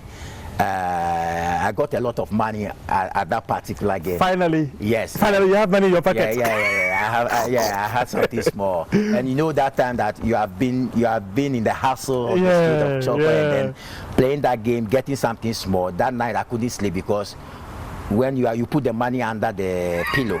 When you are every 3 seconds, you have to open your eyes and check if the money is still there. You never know, maybe some mice be. You never know. So no, I mean, I was very, very happy. So I started training with Auroras. Okay. Yeah, I did so well. That time, Coach Samamate was our coach. Oh, okay. Yeah, and I mean, may he so rest in peace, but I mean, he did everything possible that we should join them. Myself and Sibu Money, there's a guy called Sibu Money, that we should join the first team. And then with hard work and the love of the game, I did, and I joined the senior team. So playing for Accra, so for my first game, I played against 11 Wise. Okay. So when we were going to the pitch, you know that those days, the dressing room is where the VIP is, and they have a space there. So walking, you can see the pitch. And we are playing against 11 Wise. This is my first game, and you have players like Ebu Smith and the rest. Yeah. So going to the pitch, I was very, very nervous. Not nervous, I was scared of the game, because when we were walking, I saw the pitch and my heart started beating. I was like, today what has brought me here? Yeah. Today I'm part of this team and I have to show myself. So Ebu Smith realized that I was very, very tense. I was scared of the game. So he tapped me from behind and he said, Stephen, you know what? When you get the ball, you just dribble. When you lose the ball, we'll take it and we'll give it to you. Just dribble them. So I think that thing that he told me gave me some confidence. Because I mean, he has been in the game, he has played for the national team, and he has played outside. So I mean, he knows. And then it happens. I mean, I enjoyed myself. I played very, very well. When we finished the game, the fans, they were throwing money. If I started making money, yeah, of course, level change. Yeah, level have changed. Yeah, so you were able to go and get your G's. Oh yeah, that time I wasn't getting it myself. So you know, you play games on Sundays. Yeah. Monday, deliberately, you have to go to UTC. You have to walk from UTC to Wato. So walking, the AS fans, they will be giving you things. I mean, fan, iron, money. So anytime I played a game on Sunday, you're guaranteed. I mean, 12 o'clock in the afternoon, you will see Stephen Appiah coming from UTC. Was it deliberate? Of course. Of course, man has to make some money, man. I mean, but your career at House of Ho was very brief, but people still remember those days at House of Ho. Oh yeah, I played very, very well, and I mean those days, 11 o'clock stadium is full. Yeah, it's full, and I was very, very young, playing with all these top experienced players.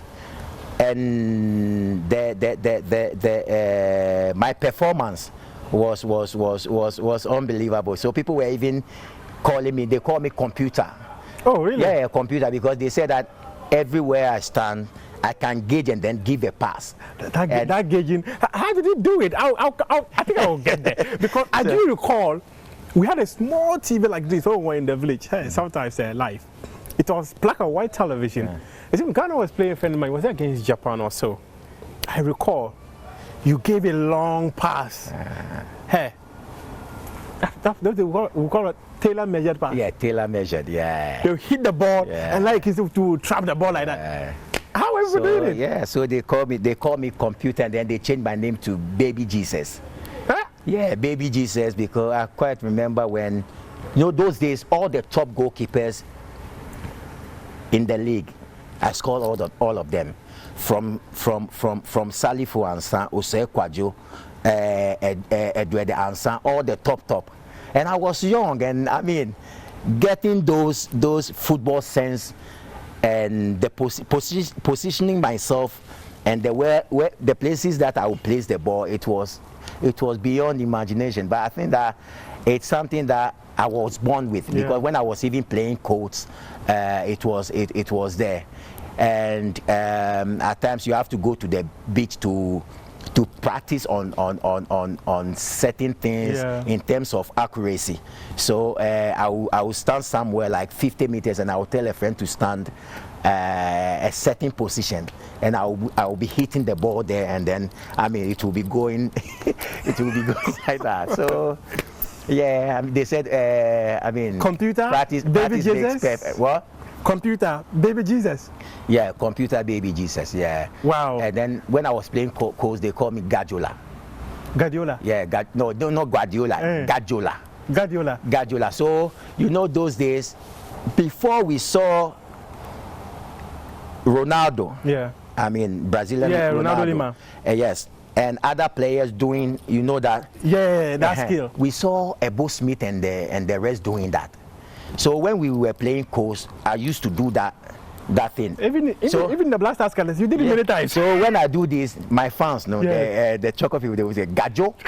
So they they give that trick, no Gajo. So when I was playing Charlie Bale Gajo, do am Gajo, then I would do my things and everybody here. So is it that you've been receiving fans from childhood? Oh yes.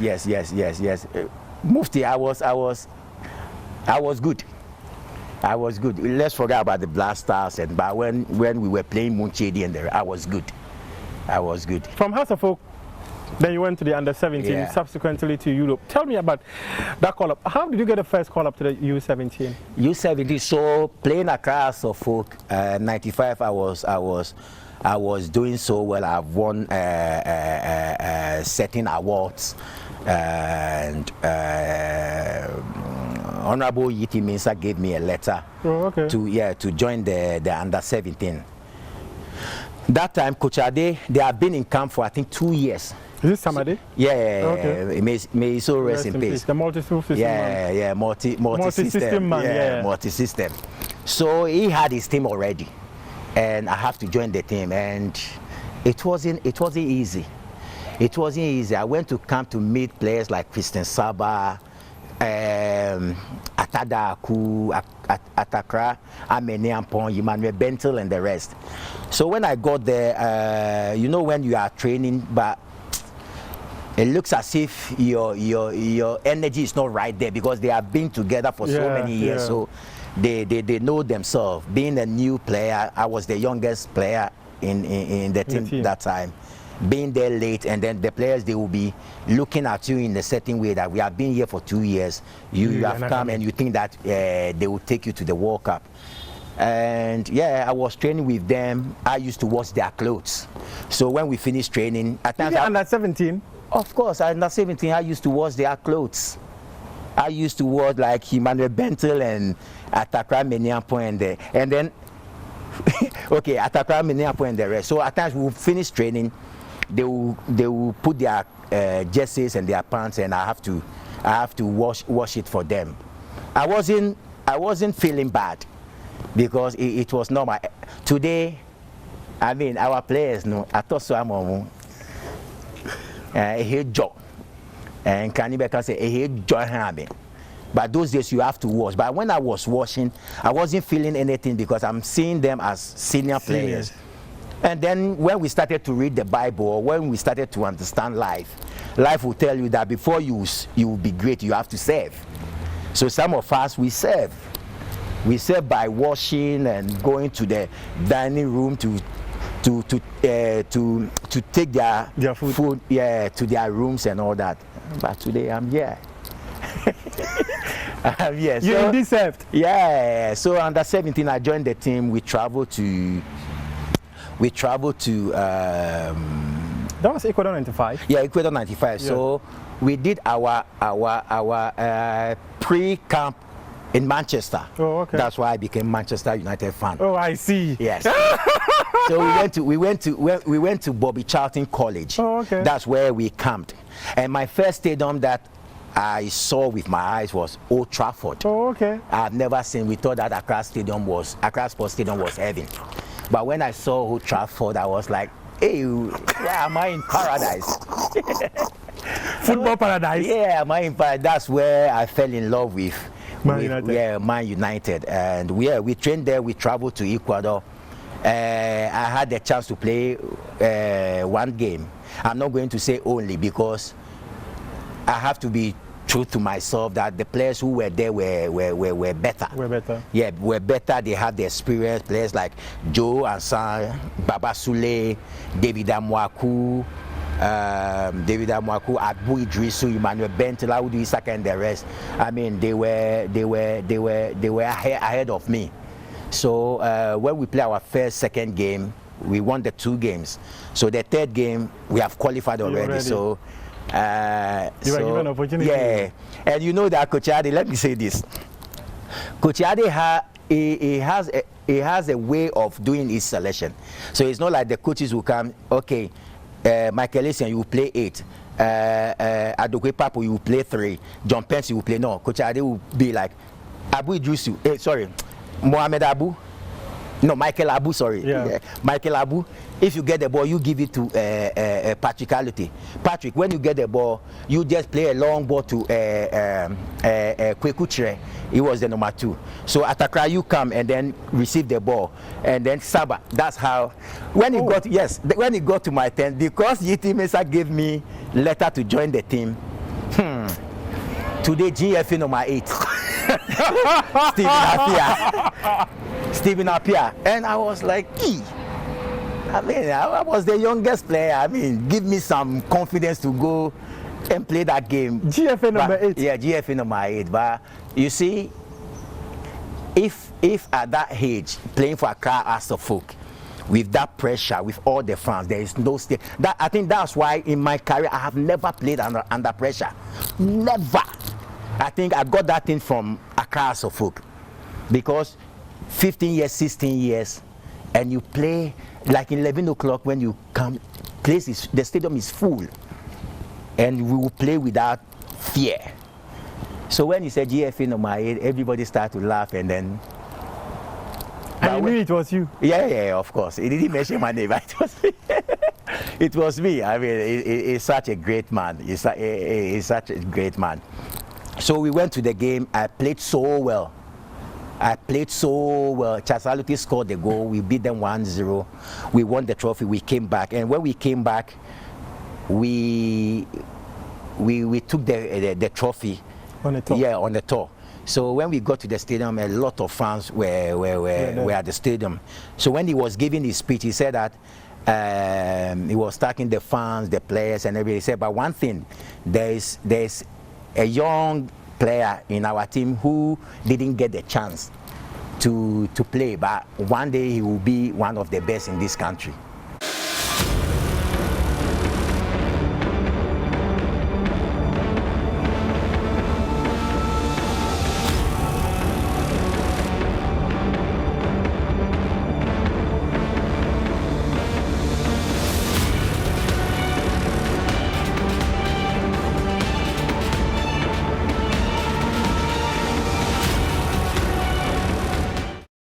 Well, thank you for staying with us on the AM show. It is that time of the morning where I share with you my blunt thoughts.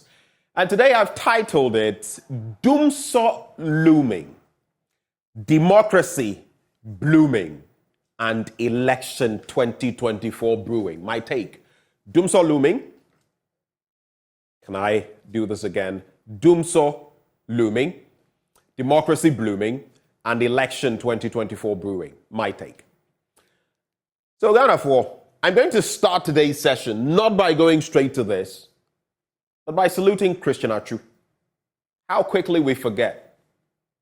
He's passed on, but that late Ghanaian football player, he had a dream of building an orphanage school. It has finally come to fruition thanks to some entities that have helped him get to that point. His former teams in the English Premiership, among others, have helped him to get to this point. I'm talking about Chelsea, I'm talking about the likes of Newcastle United, among others, contributing a sum of about £40,000 for the construction. This is in Senyabreku, and I am so glad, so happy that his ambition, his plan, has come to fruition. Chelsea FC, for example, played a vital part by auctioning jerseys worn by their players, with the proceeds going towards the completion of the school through the charity organization Arms Around the Child, of which Atsu was a member, a patron, an ambassador. So that's how I'd like to start my blunt thoughts this morning by saluting the man, Christian Achu. Even now that he's left us in physical form, his legacy, his impact still remains. And this is what all of us should be aiming at doing, including our politicians, especially those who are thieves. I'm not saying all of them, but if you know you are in the thieving group, you are lining your pockets every day when your people are out there bleeding. A man for bleedy and I will feel it. Okay. Someday, all of us will have to give account. Like the Bible says, it is appointed unto man to die once, and after death, judgment. That is where I'll start from. But then I'll go to the IPP situation. And Ghana, for this morning, I have two things to say to President Akufo-Addo. Two things. You remember that song? Dorime. We don't want to bamba with these IPPs. We don't want to play that game. We don't want to chill with the big boys, because right now, not just our fingers, our entire hands are in their mouths. And if they choose to bite, we're in trouble. The second bit I want to remind Akufo-Addo of, our president. When Dumso, the major one, happened under the NDC, for those years, for that period, all of us lamented. All of us felt the pinch. No one can say he or she did not. Child, adult, we all felt it. And we all bashed the system for what happened. Vigorously, ferociously. So remember, we've been experiencing power outages, but not on a major scale. If you don't fix this and we go back, let me remind you. Abana yedebo enchino.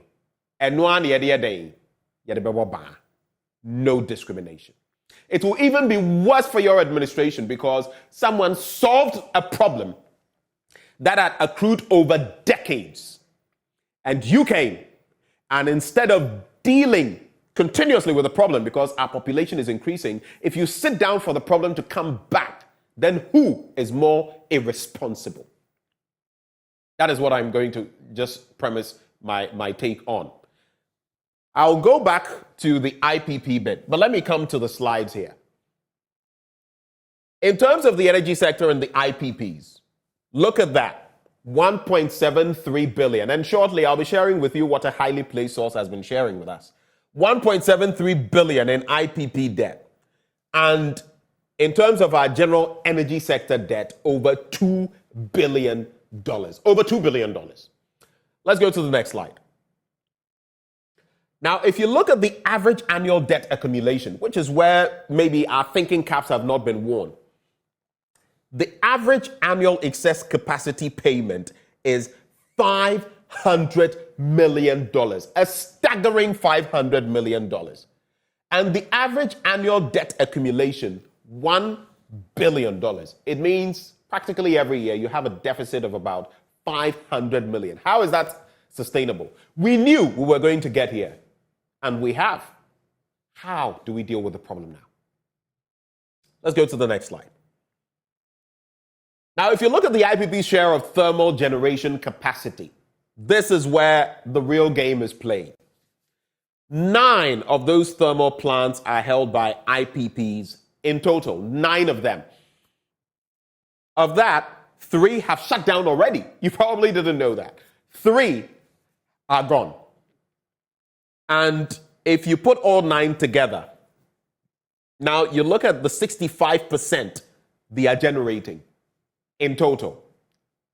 And you see how dramatic it would be if we lost them on board. Let's go to the next slide. But in terms of all of this, what has the rhetoric been from government? Yes, the ECG, but yes, it is part of the administrative arm of this government because they also feed into that. And it is not just as though the ECG were on its own. That is not the case. In fact, these negotiations and the rest, when they are being entered into, it is government. That is why we'll have the lovely figure of our first gentleman, President Akufo-Addo, here. What has he been saying? Avail yourself for or to debt restructuring. But it's not every debt you can restructure. Look at even our domestic debt exchange program. Look at how bloody, so to speak, it was. Look at how tricky it was. We're sitting on pins and needles. Even now, we still are. Now look at the IPPs. They are saying, do not touch our money. Don't play with our money. And in a way, Ghana, you have to understand what the IPPs are saying. The fuel they use to power our systems and produce energy for us is bought. The equipment they use is bought. The technical know-how, the people who work there are also paid for. They don't get them out of air. So someone must pay for that. Now we have a take or pay arrangement. You don't have a take and pay arrangement for now. You have a take or pay arrangement, which we could have worked with in the first place. We had excess capacity. What did we do with that? I always kept saying, you say you have excess. Now it's been about 2 years. We no longer have excess on the back of our population burgeoning. Now we have just about what we need. We in fact need a little more in terms of generational capacity. But we waited. And now we are sitting ducks. That is the problem. Now the IPPs are saying, don't touch our money.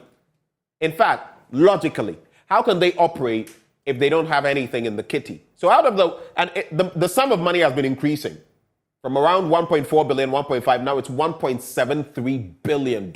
And they are calling for about 30%. Let's go to the next slide before I come back. And then you would look at DUMSO in retrospect. Look at this. Ghana experienced DUMSO for 159 days in 2015. That's according to an Al Jazeera report. DUMSO, the persistent on and off cycling of electricity, resulted in job losses, a decline in welfare, and a threat to electoral security in 2016. The source, the Institute of Social Research, that's the Center for Political Science, University of Michigan. Just contemplate that, Ghana. Look at these. Job losses, decline in welfare, and I can't even bring that in an encapsulated form. You know exactly what that means. Some of your hospital facilities could go off. And if they don't have generational capacity or plants or something, that could mean lives lost. Talk of schools, talk of commercial, entities, businesses, talk of homes, the impact when you don't have light. Let's just cogitate these. Let's just reflect. Because it's just a few years ago that we were here. Now, we know now that a highly placed Joy News source, right, has been revealing that government is assuring that there will be no power outages. The energy minister has said that. The president has said that as a result of power plants being shut down by these IPPs. But you see, there are more dynamics at play because they have said that by the end of this month, by the end of today, in fact, from tomorrow, they're going to cut themselves off. That is what their leadership has been saying. This comes on the back of the threats that I'm talking to you about from the chamber of the IPPs. And according to this source, at least Accra has engaged and hopefully they will not go down the same road. We cannot guarantee that they will not go down this road. And if they do, what does that mean for us? This is what we have to be reflecting on, Ghana, because all of these that we're seeing, job losses, decline in welfare, threat to electoral security in 2016, could be our reality sooner rather than later. I'm not a doomsday prophet, but Mr. President, like I said, the same stick we used to hit former President Mahama is the same one we used to hit you. In fact, a bigger one. You know why? Because it would be even more irresponsible if someone solved the problem. Then you came and you couldn't add up. You couldn't do anything about what was a problem that had been solved. And now we go back into a problem. We slip back into it. It means you've been even more irresponsible. And you can't be pardoned for that. Let's go to the next slide. Now from DUMSO, let's go to the next slide. I would like us to take a look at Asin North. I spoke about democracy blooming, remember? Look at these dynamics. When you look at the NDC and the MPP and over time, how they have fared in Asin North, you would see the MPP, in fact, the NDC, 63%, and then dwindling fortunes all the way from 2000, 2004. Some appreciation in 2012, 51.6% with Ambrose Samuel. And then another steep decline to 39.2% in 2016. Then a rise again in 2020 And of course, that was with James Jachi Quayson, 55.2%. And now even more votes in 2023's by-election, 57.56%. That's an increment of over 2.3 percentage points. Then you look at the MPP. Of course, in 1992, they didn't even have representation. They declined. And so the NDC had all the seats. But then in 1996, they gradually started working, 34.7%. Then they took over in 2000, 56.6%. At that time, there was only one area, the Asin area, and the member of parliament was Kennedy Ohene Ejapon. And we know that when the split was made, northern, southern, and central, then there was a split, and he took the central seat, Asin Central. He retained in 2004, and then we saw that decline in 2008, but then from there, it's been pretty checkered. Between the two parties, they've split the Asin area over time. Let's go to the next slide. But then if you look at the trajectory right before the by-election, that is where it becomes crucial. Because look, some of the projects that were happening before the Asin North by-election, the commissioning of a 31.2 kilometer road from Asin Fosu to Asin Praso, the alleged giving out of between 20 cedis and 200 cedis to voters, the alleged sharing of cutlasses, weedicides, and pesticides to voters. Let's start from here. Some of these roads and others were being constructed. But just as in the Kumau situation, right before the by-election, massive moves there. I'm not saying these were not in the works, but what was behind it? It is almost as though our politicians thought that they could buy people's consciences by doing this. But of course, you know that if they're only running to you when there's a by-election, they don't take you that seriously, do they? There's also the alleged giving out of between 20 cedis and 200 cedis to voters. I find this excruciating, egregious. Why? It means basically they think, again, that with a little sum of money, the mere crumbs, the barest crumbs, your conscience can be bought. Your thinking cap can be taken off. Our politicians have to come to the reality that people are becoming more discerning. Look at that, 20 cedis to go and vote for somebody. Now, while I don't subscribe to people taking those sums of money, I do concede that if some people, like they came and said, Charles Opoku no Yedi, they took the money, yet they voted their conscience. It is criminal to do that, but the fact that they voted their conscience sends a message. Because some people are waking up to the reality, and they will not sell their birthright. Then the alleged sharing of cutlasses, weedicides, and pesticides to voters. Now, this is how, it's a farming community, by the way, so if you don't get why cutlasses, weedicides, and pesticides are relevant, that is why. Gradually, our politicians will be forced to learn from either side, because we hear that both sides were dishing out money and all of that. Well, you will have to learn because the people are becoming more smart. They are waking up to your nefarious ways. Let's go to the next slide. But then, even as we talk about democracy blooming, we must also look at Fitch's prediction ahead of 2024. Now, the NDC is most likely to win the 2024 presidential elections. That's according to Fitch. Now, this wouldn't be the first time they've waded into this fray. The EIU, Fitch, and others have always been, over time, coming up with these. And one political party will like it, one will not like it, depending on where they sit on this political spectrum. When the MPP is in power, they don't like it when it's painted like this. When the NDC is in power, they don't like it when it's painted like this. But let's look at the dynamics that Fitch looks at. The rapid deterioration of economic conditions in 2022, I don't need to do overkill on that. You know better than I do. Slow progress in the fight against perceived corruption. As for this one, corruption has beaten us blue, black, yellow, red. In fact, that is one of the pains I feel when I contemplate the Akufo-Addo administration. The Anas principle has been thrown to the dogs. But he said it. I didn't put it in Mr. President's mouth. The Afrobarometer study showing that 85% of Ghanaians believed the government was doing a poor job in tackling corruption. Now, if you think I'm being hard, 85%, that leaves a window of 15% of people, some of whom think maybe you're doing the right thing, and others who will sit on the fence. 85%. 15%, that is a fail grade. Now, this will exacerbate anti-incumbency sentiment among the electorate. And let me add, not just those, like I said before. And maybe the next slide, the final slide, will explain better. Like I said before, this doomsort thing, President Akufo-Addo, let's not get there. Because if we do, wahala don't come. It would be the death knell, the nail in the coffin for your administration and its future. No one wants to get there, because if I get there, imagine waking up. You don't even know when the light will come for you to iron. You have to come to work. All those dynamics. You are in the dark. You could hit your head.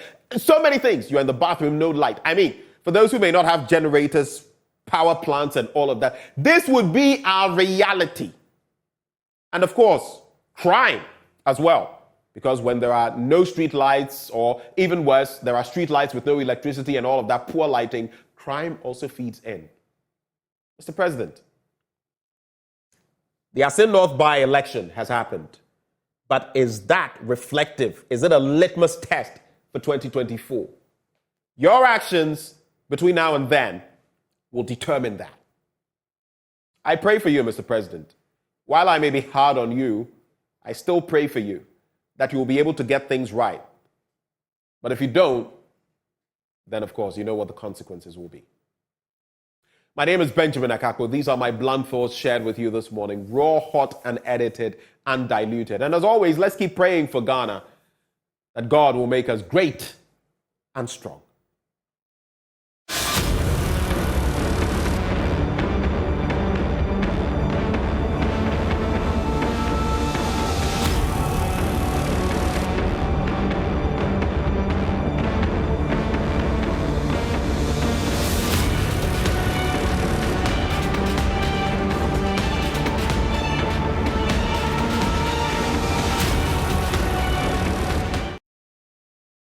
Welcome back on the AM show with me, Benjamin Akako.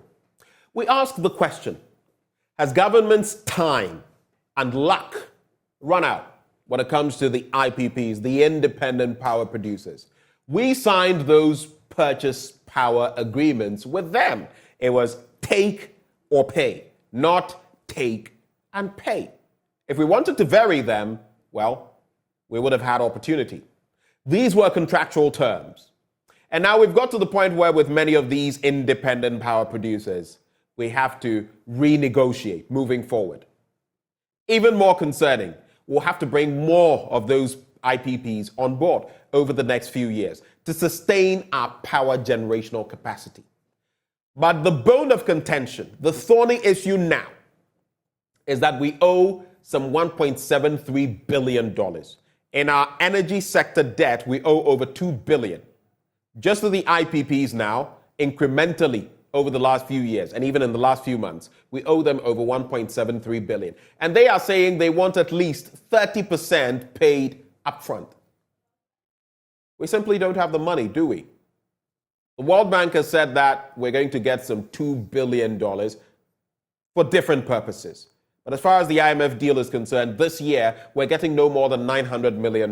We've got $600 million already. And that money is being used for other matters to deal with the economy and stabilizing it. But if we wade into doomsday once more, that could bring the economy back to its knees. These are the issues we're contemplating this morning on the show as we host our guests. Now, joining the conversation, Kojo Nsafwa-Poku is an energy analyst. He joins the conversation. We also have Adams Yakubu, Research Policy. He is with the Research Policy and Programs Office of the IES, the Institute for Energy Security. There's Dr. Yusuf Al-Hassan, who is an energy analyst. And we also have joining us from the powers that be, the Mines and Energy Committee of Parliament, Edward Bauer. All of them join us for a conversation this morning. Gentlemen, a very good morning to you. All right, good morning, Ben. How are you? I am very well. Is that Kojo Poku I'm hearing? Yes, it is. Okay, I see Edward Bauer. I see Dr. Al-Hassan as well, and Adams Yakubu. So let's do this. 2 minutes each for starters. We've had these conversations in the past, but we are here again and nobody is happy. Because dumne sodie, you know what it does. But if I asked you, what has led us here again? What would you say? I'll start with you, Kojo Poku. Please, let's limit ourselves to 2 minutes. These are just very brief initial comments. Kojo Poku, I'll start with you. Well, Ben, we've always been here. I don't know why everybody is getting overexcited and exaggerating the situation as if we just landed in a situation that we've never been in. Energy sector indebtedness has always been there. We've always owed the IPPs. Look, let's put this thing in perspective. It is the chamber that is threatening, not the individual IPPs. The chamber, yes, the IPPs belong to the chamber. But I don't think all the IPPs are going to shut down their plants because of the legal implication of the PPA that they hold. Are you aware that 3 of them have already done so? Well, we have light. Even if they've done that, our light haven't gone off, has it? So because your light hasn't gone off, who knows whose light has gone off? We are going to go into total darkness by virtue of a chamber saying so. Look, there is what is called a power purchase agreement. For you to basically shut down your supply and not supply anything to government, there is a process that you need to follow. One, there's a guarantee that you have. If you feel that you are indebted, you can call on that guarantee. When you call on that guarantee, within 30 days, government has to replenish the guarantee. If government doesn't replenish the guarantee, the PPA is terminated. Does the IPPs want to terminate the IPPA? I don't think so. So look, it's unfortunate that we owe them. And I think we should address the payment because, look, everybody talked about the cash waterfall. The cash waterfall came in and did not solve the problem. There are challenges in collection. There are challenges in under recoveries. When you said we owe, who owe? Every Ghanaian owe, because I have continuously said that we don't pay realistic prices for electricity. And when you say this, everybody will come and bite your neck off. Because we do not pay realistic prices, there are over 30% losses, 19% of the technical losses, 10% of financial commercial losses. We have moved from the days of subsidies on electricity and others to the point where we are paying through our noses within the last how many windows? Within the last how many windows? The PURC is constantly increasing it. So how much more do we have to pay to sustain this? Ben, let me put it straight. Until recently, we were under recovery. So there were subsidies in the system. Though nobody was paying it, it was now accumulating to what we have today as the debt. PURC, bear in mind, the IPPs are paid at the dollar rate. PURC, until recently, when they did the 12.73, was using under recovery in terms of FX. So look, it is now that we are on the right track. It is now that PLC is doing the right thing. So I hope that going forward, we'll be able to recover. But that doesn't stop the fact that there's 1.7 billion that needs to be paid, right? So we need to find a solution. And I'm well informed that on Tuesday, there was a meeting. Some IPPs are in agreement with the solution that was preferred. Today, there's going to be a meeting. I honestly don't think that tomorrow or Monday, we are going to have a total shutdown of our grid. It's not going to happen because there are laws and processes. If they want to shut down their power tomorrow, today, they have to call on that guarantee. If they don't call on that guarantee, it means they're not going to shut down tomorrow. If they shut down their plant, government can sue them because they have an agreement and obligation to Ghana. So it is not that simple. Let's not overemphasize the fact that we're going to wake up one morning and there's a total shutdown of our grid. It's not possible. Thank you for those initial comments. Edward Bauer, over to you. I see you with your hand on your cheek and listening to Kojo Poku. Do you differ in opinion? What are your initial thoughts? You may have to unmute, Mr. Bauer. Hello, Edward Bauer. I've done that. Okay, please go ahead. Hello. Yeah, so I was saying that I was a bit under the weather, so that's why, and I was just looking at my brother who soon will be the presidential candidate for the MPP, talking. So I was just like, But on a more serious note, I think that we have a problem here. The problem is that we have independent power producers who generate power. They sell the power and they are not paid. And you know that most of these IPPs, most of them, constructed these power plants using debt. And therefore, they need to service their loans. The moment you do not have cash flows, servicing of your loan becomes a problem. And your lenders will begin to be on your neck. That's the first point. Two, they need to be able to, a very large extent, ensure that at least even just their operational costs and other things, they meet it. I believe that is the basis for which the chamber is asking government to do. And I think the chamber had given government sufficient time to begin a conversation. Indeed, with all this period that even the media was talking about this, it was only on the 27th, 28th, and 29th that government scheduled to meet the independent power producers individually. So for all the time that the media houses were shouting and other things, it was only then that they received the letter saying that they were going to meet them individually. That tells you the seriousness of which government had placed on this particular program. That's the first thing. Second point, it must be stated very clearly that this 1.73 billion, as of May, is consumption bill. It means that it is power we have consumed and we have not paid. So that is yet another thing. I believe that yes, government has given some particular suggestions. I know that the IPP said that, look, give us at least 30% of the initial 1.4 billion. And then we can have a conversation on how to spread the rest in terms of settling the other things. Government's suggestion is that, no, I first want to give you a haircut. And at the end of the day, also postpone your payments over a period. And that for the IPP, they see that is not going to be a good story for them. So that is where we are now. I think that we must first and foremost clearly state that, unlike what Kojopoku said, I think that the cash waterfall mechanism that was introduced, even though it did not meet all the invoices that had been issued to ECG or whoever the off-taker was, at least it solved part of the problem.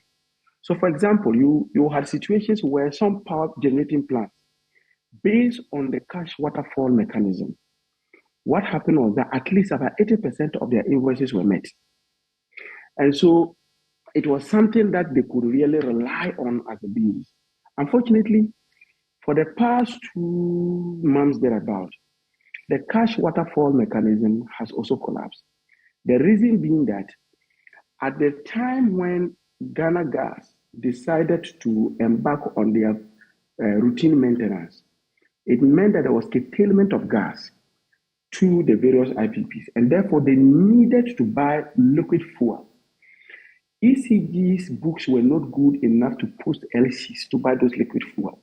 So government, in its own discretion, decided that instead of crediting most of the accounts of the IPPs from the cash waterfall mechanism, what they did was to rather use the money to polish the accounts of ECG to be able to post an LC for that. So, but the truth of the matter, in my opinion, Ben, and I believe that going forward, we'll talk about the debt itself. But the truth of the matter is that even you talk to the IPPs and they tell you the manner in which the cash waterfall mechanism operates is not transparent. If I know that I have sold power to you, you receive the money in a common pot, and you apportion the money to the various utilities based on how much power we have given. The least I should know is that let me know how much was realized in the pot and how you are sharing it. You talk to the IPPs and they say they just sit down and before you realize they just get an alert on their electronic gadgets that suggests that they've credited the account. How much was in that account that they credited? Nobody knows. So transparency even in the disbursement of the accruals in the cash waterfall mechanism is a challenge. So for me, this debt of 1.73 billion. Yes, anytime usually you will have debt in the sector because of the period of payment. Some arrangements are that, look, if the moment I invoice you, in the next how many days you must pay. So obviously there will always be some arrears that will be there. So there will be some level of debt. But to have debt to the level of $1.73 billion is huge. And maybe going forward, we will be able to explain where the source of this debt is coming from. Thank you for those initial comments. Let me now bring in Dr. Yusuf Al-Hassan, an energy analyst. Doc, please unmute. Let's hear from you. What is your initial take on this? We started some weeks ago, we had a conversation on this. You shared your thoughts. We're getting closer, as some will say, to a power doomsday. What is your reading of the situation?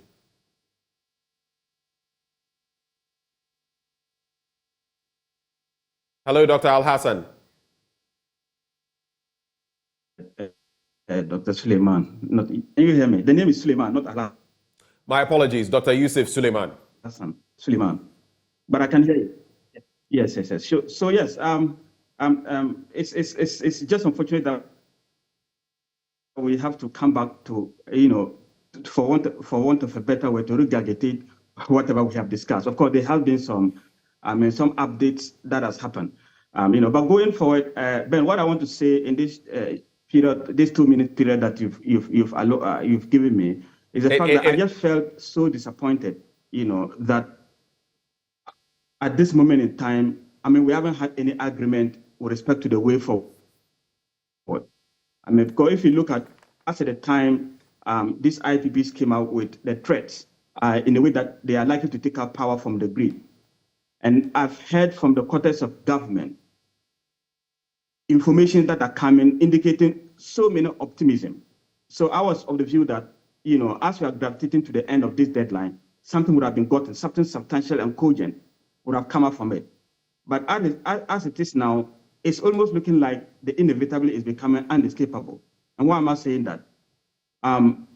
If an entity threatens you, and giving you so long a time at this moment in time, and then getting to the end of the month or to the tip of where they want to actualize whatever that the threat is going to be, or whatever the threat is going to be. And if actually the IPP should stay the course in this threat, it's going to be a problem, undoubtedly. And I'm saying that because we all know, over the years, the IPPs, they have come to stay.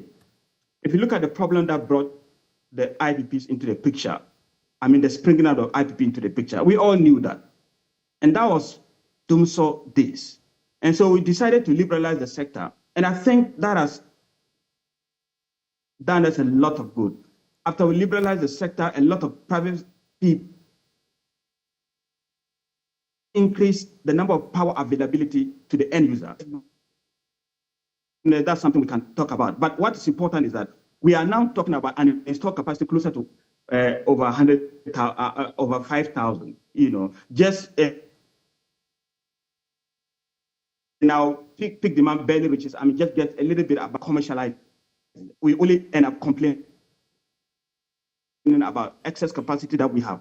And the information I'm getting is that even this one is not the capacity charges. It's typically what has been supplied to them, and they've not been able to get it back. And these are business entities, So I just hope. We're facing some challenges. The position of government is not what my good brother Kojo just espoused, because that would be. Come again? No, go ahead. Go ahead. You're making a point. We're losing you, but go ahead. I'm just hoping that I'm just hoping that the position of government is not what my good friend Kojo Poku espoused, because then that is actually the root cause of this inertia. Because I thought the inertia just simply too much. Yes, we've sank.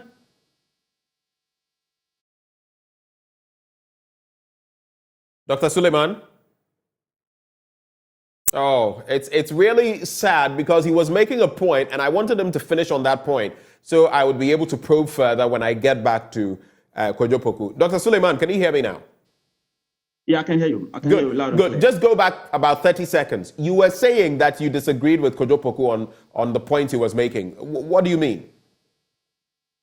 No, not necessarily disagreement, but what I'm trying to say is that there's a little bit of factual basis in terms of what has been signed. But if the posture is that you can also take them to court of sort because you have some bargaining power, you are owing them. If you're going to weigh the balance of probability or the balance of who has the bargaining power, there's no doubt about that. And ideally, if they should stay on the course of taking our power from the grid, we are talking about players who are occupying about 65% to 70% of the thermal generation mix. And the thermal generation mix is still key. And then also we are talking about players who are occupying about 45 to 50% of these guys. You cannot do that. So in that case, I'm calling for the fact that we need to be serious. And we need to do this negotiation in good faith. But if we're going to stay within our individual corteses, that, I mean, I have also bargaining power, somebody else have bargaining power. And I just say that if you want to state probability, who has more bargaining power at this moment in time, I think the IPPs, the balance of proportionality, the IPPs will do that. So I call on the government to just sit down with them and understand. They've requested 30% of whatever is due them. What is the government ready to offer? We don't know anything at this moment in time. And that's my worry about the whole this. So my expectation is that, of course, we have crunch meeting ongoing. It should come up from there. Other than that, the alternative is simple, terrifying, Bernard, because we all know what Doomso, the problem that comes with Doomso, is something that nobody wants to revisit. And I think people, I mean, businesses and individuals, they don't deserve, especially people who religiously pay their tariffs, they don't deserve any uninterrupted supply of power. That shouldn't be, that should be a problem. Right. Dr. Suleiman, hold for me. So and that's something we should avoid. Right, we should avoid it. Those who religiously pay their tariffs, utility tariffs, shouldn't be subjected to Doomso. Let me bring in Mr. Yakubu, who is with the Research Policy and Programs Office of the Institute for Energy Security. For you, your initial thoughts on this matter. And after that, I'll come back to Kojo Pokwe if he has any response for Dr. Suleiman, and we'll move the conversation from there. But for you, Mr. Yakubu. Yes, so let me say good morning to my co-panelists and say good morning to your listeners out there. I feel very sad that we have to get to this point, because it's not like the IPPs just woke up one day and told us that if we don't get the money, we are going to shut down the plants. They gave a timeline. They kept giving government ultimatum upon ultimatum. And so it tells how unserious the managers of our power sector are. It tells how unserious the managers of ECG are, because if ECG was really committed to pay, they would have gone to the table. You are asking for 30%. We've looked at our coffers. We can't give you 30%. I remember the chamber, even at the point, made it clear that even the 30%, they are willing to start a negotiation if government can put 10% on the table to start to talk.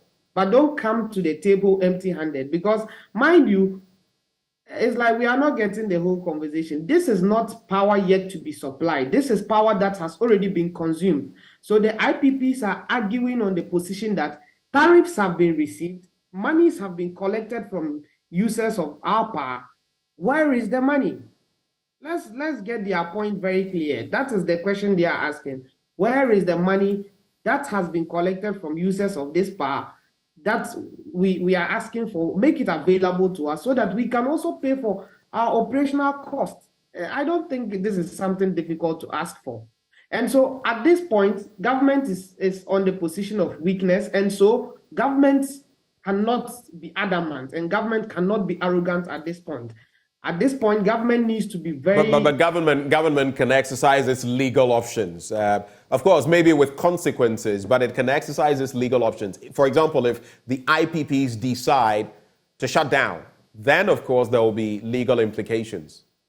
Yeah, so take a legal implication against not being able to meet your IMF targets if you should have a power crisis in the country. So the problem goes beyond legal battles and what have not.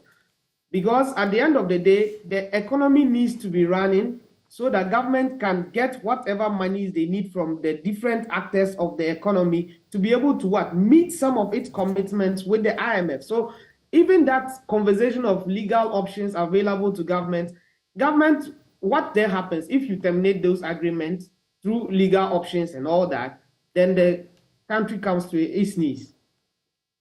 So this idea of government has a position to argue on, let's not even get there, because it's not an overnight decision the IPPs took. It was series of periods. They kept moving, then they gave 30th June as the deadline. If I'm not mistaken, 3 weeks away, we had this conversation, and by then, government hadn't even engaged the IPPs. So what are we saying? Only to come at the 4th hour and say, we have options? No, I think the citizens of Ghana, we deserve better, and the management of our economy and the power sector, to be specific, needs to exercise a bit of restraint when dealing with this, because this is people's lives we are talking about, people's incomes we are talking about. It's not about legal options. No, the Ghanaian is not interested in these legal battles. The Ghanaian is interested in stable prices of stable electricity that are sold to them at affordable prices. Yes, right. The issue of competitive prices here and there, if the power is there, one thing I believe in is Ghanaians are ready to pay whatever tariffs if the light is there. The only difficulty they have is if they are paying the tariffs and the light is not available. And we've seen it in the oil and gas sector. These days, nobody really cares how much fuel sells, because at the end of the day, you go to the pumps, the fuel is there. And so why can't we have the same thing in the power sector? This is my initial. Those are pertinent issues you've brought up. Richard Salome is watching us. He says, is failure to pay the debt not a breach of contract? Well, that is also a breach on our side. Of course, there have been breaches from different parties as far as this is concerned, because you signed an agreement and you must stick to the terms of the agreement. But let me come to you, Kojo Poku. I have an interesting thought for you. Apart from any reactions you may have to what Edward Bauer, member of the Mines and Energy Committee, has said, and Dr. Suleiman, who disagreed with you on certain points in terms of approach, I would ask you as well, after you've dealt with that, you want to lead Ghana. If you were president at this time, how would you meander through this conundrum, this IPP conundrum that we are facing? Kojo Poku. Ben, I think I have told you this multiple times on your newspaper review. What the IPPs are asking for is one bullet payment. And I have said that this is not a Ministry of Finance situation. It's an ECG situation. Today, what ECG should do is basically be able to now guarantee a portion of what they call distribution service charge, okay? Guarantee a certain portion of their revenue stream to a lender. That lender can now lend you about $500 million of bullet payment today. You mean they should find someone to buy their debt? Is that what you're saying in layman's terms? Not buy the debt. Not buy the debt. You go into the look. It's ECG is a company. So let's move away from the Ministry of Finance conversation a little bit and go to ECG as a company. Okay. When you're a company and you are indebted, your books are not good. So people will not naturally lend you money on credit because of your history that you don't have money. But if you guarantee a payment stream, so let's say you get 52 pesos per kilowatt hour as what we call the distribution service charge, okay, DSC. If you now tell a lender that I will give you 10 pesos kilowatt hour of my distribution service charge for the next 7 years, that lender can calculate how much that 10 pesos per kilowatt hour for the next 7 years is and lend you against that 10 pesos. So you've actually guaranteed part of your money to get one bullet payment for the IPPs. Then you can sit with them and renegotiate the rest of the money. You have said that they are asking for 30% payment. And this is a solution I have called Dubik and told Dubik, the MD of ECG, that look, try and let's look. AfriExim was in town a couple of weeks ago. They had their annual conference in Ghana. The president of AfriExim and his team was in Ghana.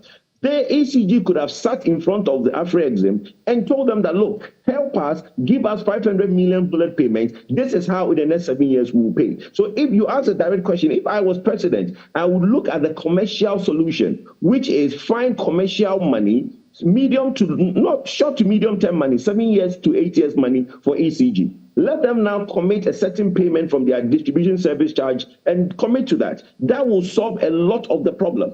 Now, let me go on and talk about certain things. So just before you go on, so on that very beat, now there was a time when the ECG proposed that they would give about $15 million a month to the IPPs, and that was it 15 million? Yeah, I believe. And that was poo-pooed, that was jettisoned. They said they wanted about 50 million a month. I forget the currency though, whether it was in CDs or dollars. But it was rejected because of the quantum of money that is required. Are you then saying that the approach of the ECG to this problem is not the most apt, the most practical approach they ought to be using to deal with the situation? Yes, it's not. It's not. Because ECG is a company. And as a company, aside being owned 100% by government, you should have a commercial flexibility in solving some problems. Look, what the IPPs are against is the reoccurring of the debt. And I've constantly said this on your program, that this debt, this indebtedness is like hemorrhaging. You need to stop the bleeding, then solve the wound. That what the IPPs are against is that you want to renegotiate, you want to give them a haircut, you want to do all these things, but there is no pragmatic solution for the debt reoccurring. So what they don't want is that, yes, you can talk all the language and tell them, but number one, what the IPPs don't want is the reoccurring of the debt. So today, if you are able to put certain measures in place, one, give them a bullet payment of, let's say, $500 million, right? Then the cash waterfall, the IPPs want representation on the distribution of the cash waterfall. So you give them representation on there. So they know that if they give you 1,000 cedis worth of electricity, you pay them back 1,000 cedis. So the reoccurring of the debt stops. Then you can talk about haircut of the debt that is left. But you cannot want to discuss haircut. You cannot want to discuss indebtedness when you have not solved the reoccurring of the debt. That is the solution that we should have going forward. So now, let me go briefly to now address some of the things my brother said. Look, energy or power in most countries are what you call a national security issue. We have gradually had about 72% of our energy production in terms of power in the hands of private sector. There should be security implications if 7 companies decide that they are going to shut down their plant. That is why when government give what is called a power purchase agreement, there are clauses in there to protect the nation and to protect government. It is not for you and I to just wake up one morning and a private company decides that he's going to shut down his plant. That is why there are legal implications. When I said that there are legal implications, what I meant is that there is a process. Nobody is saying that you can't shut down your plant, but there is a process you have to follow to shut down your plant. One, if I owe you, there is a guarantee I gave you. Call on that guarantee. If you call on that guarantee, within 30 days, I have to put the guarantee back. If government doesn't put a guarantee back in 30 days, then your power purchase agreement, so as you have it, is terminated. It is a natural process. So what I'm saying is that, look, let's not confuse the threat being given by the chamber to threat being given by individual power purchase agreement. Individual IPPs. When a meeting was held last week, the IPP's number one problem is the distribution of the cash waterfall. They understand the indebtedness. They are not really going on this thing that, look, pay me my money. No. The pay me my money now came as a result of government wanting to renegotiate the debt and give them a haircut, as my brother said. But recently, the disruption, as my brother Edward Bauer put it so correctly, that we use some of that money to buy liquid fuel. That has disrupted the amount of money that goes into the cash waterfall. So what the IPPs today, their number one problem when the meeting was held in the Jubilee House, their number one problem is, one, representation on the cash waterfall committee. They want to have a say in how that money is shared, and also to make sure that the debt doesn't reoccur. They understand the indebtedness. So that's not the reason why they are threatening. So that is what I wanted to basically make clear, that, look, the issue we are discussing today is not because they think they're indebted. Indebtedness has been there for the last 10 years. So that is not the reason why they are agitating. They want a fairer representation on the cash waterfall and a solution so that we don't have this reoccurring of debt. All right, thank you for those comments. So, interesting stuff. Edward Bauer, you were talking about transparency in the cash waterfall situation because they don't know how much goes in there, and then all of a sudden they get certain disbursements. They don't know what percentages are going to whom, which IPP. That is a problem. How do you feel government should be addressing that moving forward? And two, talk has been brought to bear in respect of practical rates. Kojo Poku just said that, look, we've not been paying practical rates for the energy we consume. Do you agree with him? And if you do, what then should be the practical rates we should be looking at to forestall some of these issues? Because if push comes to shove, if these situations keep coming up and government is indebted, the ECG is indebted, and the power plants go off, it comes back to us, doomsaw, and we have to pay the consequences. So please address these two for me. Thank you very much. Before I deal with that on the issue of Kojo Poku continuously talks about this guarantee that obviously, there are some power purchase agreements that the off-taker will post a guarantee so that if, for example, you do not have a situation where you are unable to pay your bill, they can rely on that guarantee as a basis. And then there's a period under which the account is replenished. Unfortunately, Kojo Poku should go back and look at it. Apart from car power, ECG has not posted guarantee for any of the independent power producers. Indeed, if you look at the Twin City plants that's run by the General Mandi or something, they have a situation where they have what we call the put and call option agreement. And so Kojo Poku keeps on hammering on guarantee and that you should rely on a guarantee, you should rely on a guarantee. I am telling you that ECG has not been able, they do not have, apart from car power. And even with the car power, it is because of the arrangement with GMPC to post that, and now that particular guarantee was replaced by Letasco. So are you suggesting that in terms of guarantees, we only car power, one out of the 9 entities, has a guarantee? Yes, it's a car power. Yes, and that was not even posted by ECG. It was posted by GMPC on behalf of ECG. Then later on, government did an arrangement with Letasco to replace the $79 million guarantee that they post on behalf of Kapawa.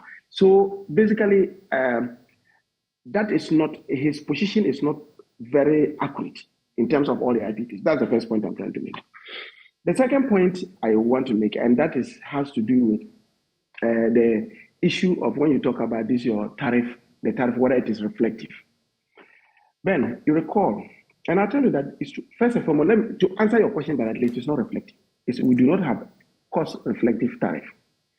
But you recall that in 2018, as part of a government fulfillment of a promise that was made by Nanado Atamanchagona, where he said that tariffs were more expensive than rent.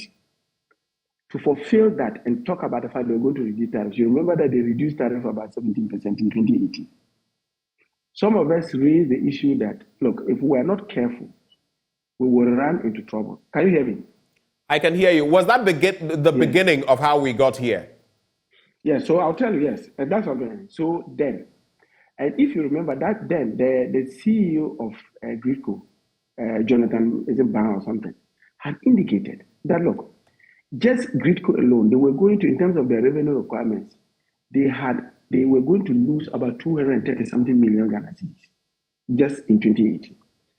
Fast forward. So because of that, if you look at the total indebtedness that we have found ourselves, one is the fact that we have a shortfall in capacity payments. So I produce, say, X amount of money, but you are unable to pay me that X amount of money.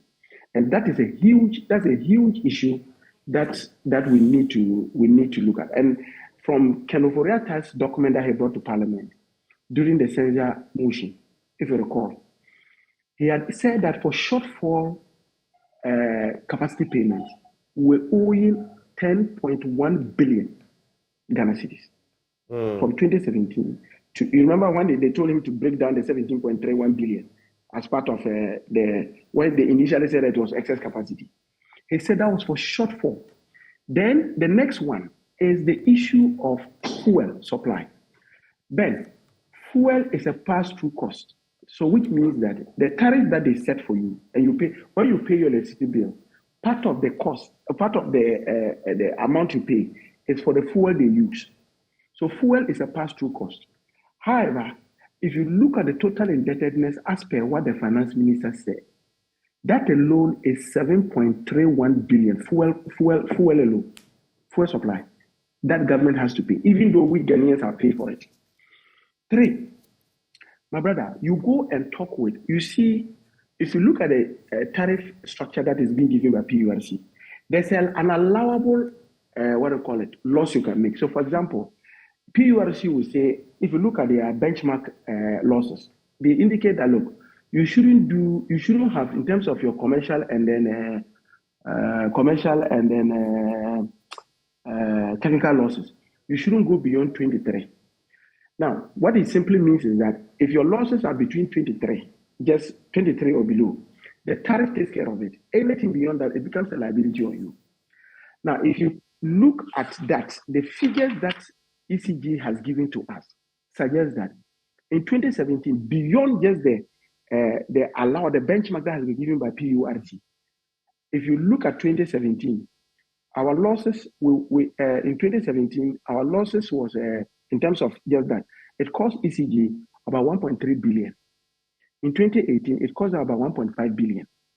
In 2019, it cost about 1.7 billion. In 2020, it cost about 2 billion. In 2021, about 2.6 billion.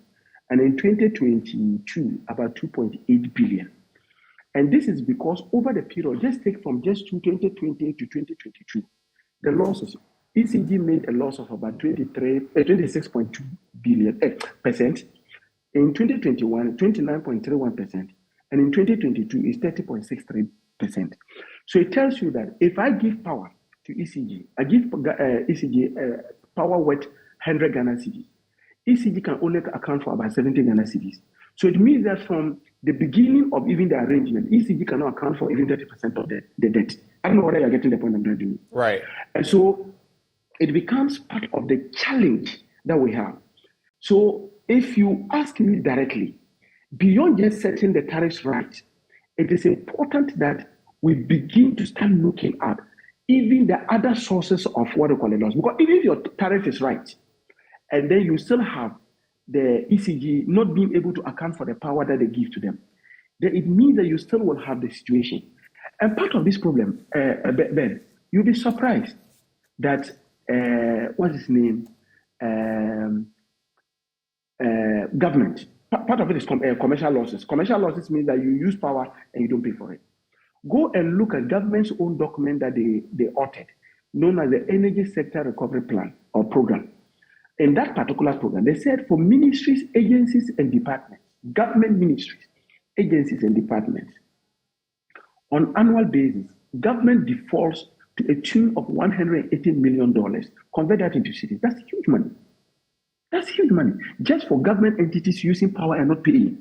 And so I just want you to just know that, look, it is not just about just having the tariff being right. There are other areas that we need to resolve. And I believe that part of it was how the issue of the Compact 2, that's the Millennium Challenge account, was supposed to solve. It was supposed to ensure that, look, at the downstream sector, and that is the, the ECG, the distribution end, we should, if you look at the value chain, the distribution end, we should make sure that we reduce their losses. And unfortunately, you and I know what happened. Just a simple procurement process in the PDS issue, we lost those monies. And so it is part of the challenge that we have. Maybe going forward, there are a few other issues that we can bring up. Let me come to you, Dr. Suleiman. I hope the connection is better now, but if you can hear me. So if you look at our average annual debt accumulation as far as our energy sector debt is concerned, it stands at $1 billion every year over the last few years. That's what the picture has been. Now, if you look at our average annual capacity payment, It stands at, that is the average annual excess capacity payment. It stands at $500 million. Look at the deficit in there. Excess power, and of course now we can't even talk of excess power because we don't have excess power generational capacity. But is that, what proportion of the problem is it? This debt, the excess capacity payments, and everything else related to it? Yeah, so it's a mixed bag, and it's good you brought out these figures clearly, Ben. First of all, I think our major issue within this power distribution sector is phenomenal inefficiencies. We've been talking about take or pay, take and pay. Ben, even if you sign take or pay agreement and you are phenomenally efficient, it will almost like take and pay. You will not, especially if you have your plant running continuously and you are able to run the plant efficiently. Even signing take or take and pay is not a matter of, it shouldn't be an issue. But our major problem within all these value streams is phenomenal inefficiency. And I agree with Edward. See, if you ask me between paying cost-reflective tariffs and then, the efficiency bit of it or blocking the loopholes, I think we cannot keep on pouring water into a leaking basket. It will never get full. So there's no amount of money that you can inject into the system if you don't plug the loopholes. So these two places that you clearly narrated, first of all, some of them were avoidable, like some of these excess charges. Capacity charges, they were avoidable. It's still high. We can't do much about it. But I think the bane of the issues, even talking about both instances, is phenomenal inefficiencies. And where are these phenomenal inefficiencies emanating from? Ben, Kojo just mentioned that ECG should just pay the money. Should just tackle, should have been able to deal with, the IPPs. That should have been ordinary. That should have been and it's right. Ordinary, that should have been the point. But who is ECG and who is Minister of Finance and who is government? We are all lumped up. And that's where the inefficiencies are in. If we're able to make our institutions independent and robust, they'll be able to pay these debts. Seriously, they'll be able to do something. We wouldn't run into this. So the core of the issues that we have phenomenal inefficiencies in this. And the phenomenal inefficiencies, they are just emanating from unwarranted, interference with political actors of the day. Whilst politicians are supposed to create that enabling environment for business to triumph, they want to be in the forefront in doing this business. That cannot be. That has been the issue. So yes, it's not that we didn't see this coming. This was always, we were always going to be at this point. And it's true, debt has always been there. But the difference between that, what we have been talking about, and this time is the fact that we are almost about facing what is almost like inescapable if you don't do something right. That's the big thing that is different. And I just explained that. The quantum that these guys are contributing, we brought them into the picture. The quantum that they are contributing and the amount and the way we are approaching this thing, we are behaving as if we have options. Ben, we don't have credible options. Yes, we don't have credible options. Where are the options? If we had actually diversified our generation portfolio, where we can have later an alternative to IPPs, we don't have alternatives. So where is our bargaining power? So yes, going forward, we don't have to just keep blaming this person or that person. We have to come together and then agree on something. And that's my problem. I think we are not agreeing on anything at this moment in time. And if it continues like this, and at the end of the day, they stay course on their promise, we're going to have their threat. We're going to have ourselves to blame. And I think the government will take the blame for everything because it is the duty of the government to resolve all these issues. All right. So yes, I think if we inject efficiencies into our systems, a lot of these leakages will take care of themselves. Other than that, and we can do that by just get these institutions to be independent. Now, the other thing, the second thing I will mention is that look at what after we liberalized this generation stream, what has happened? We've gained a lot. It was able to solve this doomsday that we have. Though we have some power plants that are lying idle, and because we are not strategic enough. If we're strategic enough and stop complaining about excess capacity, and rather channel our energies in commercializing those plants that are sitting idle, we wouldn't be where we are. You have idle plants that can give over 5,000. You don't consume up to 4,000. Then you're complaining. Why don't you exert your energy to commercialize these idle plants? All right? If in any case you can export that is a lot of money that you're going to get. But we'll keep on sitting down complaining that maybe another administration has done this, and then they have accumulated debt, and we keep on complaining about the debt, and we are not finding solutions to that. That has been the problem. So going forward, on ECG side, I think probably they are doing so well at this moment in time, but I just urge them to try to minimize the losses, and it all boils down to the efficiency aspect that I talked about. And then can we think about also liberalizing that stream? It to be a bold decision, but it's going to be a difficult decision. But I think we can think about that. If that's the only conduit that can inject efficiencies into the system, then it's high time we think about that, to bring other players so that we don't have this single stream where ECG is only the monopoly. If you have an alternative stream that can inject efficiency, why not? We can try that. And I think that should be able to work for us. So you're saying we want an alternative to the Electricity Company of Ghana. Initially, they were purely government run. They became a company, and we know the different dynamics. We had the PDS, and we reverted to the ECG. What more must be done, really? I don't know. Will the alternative be the solution?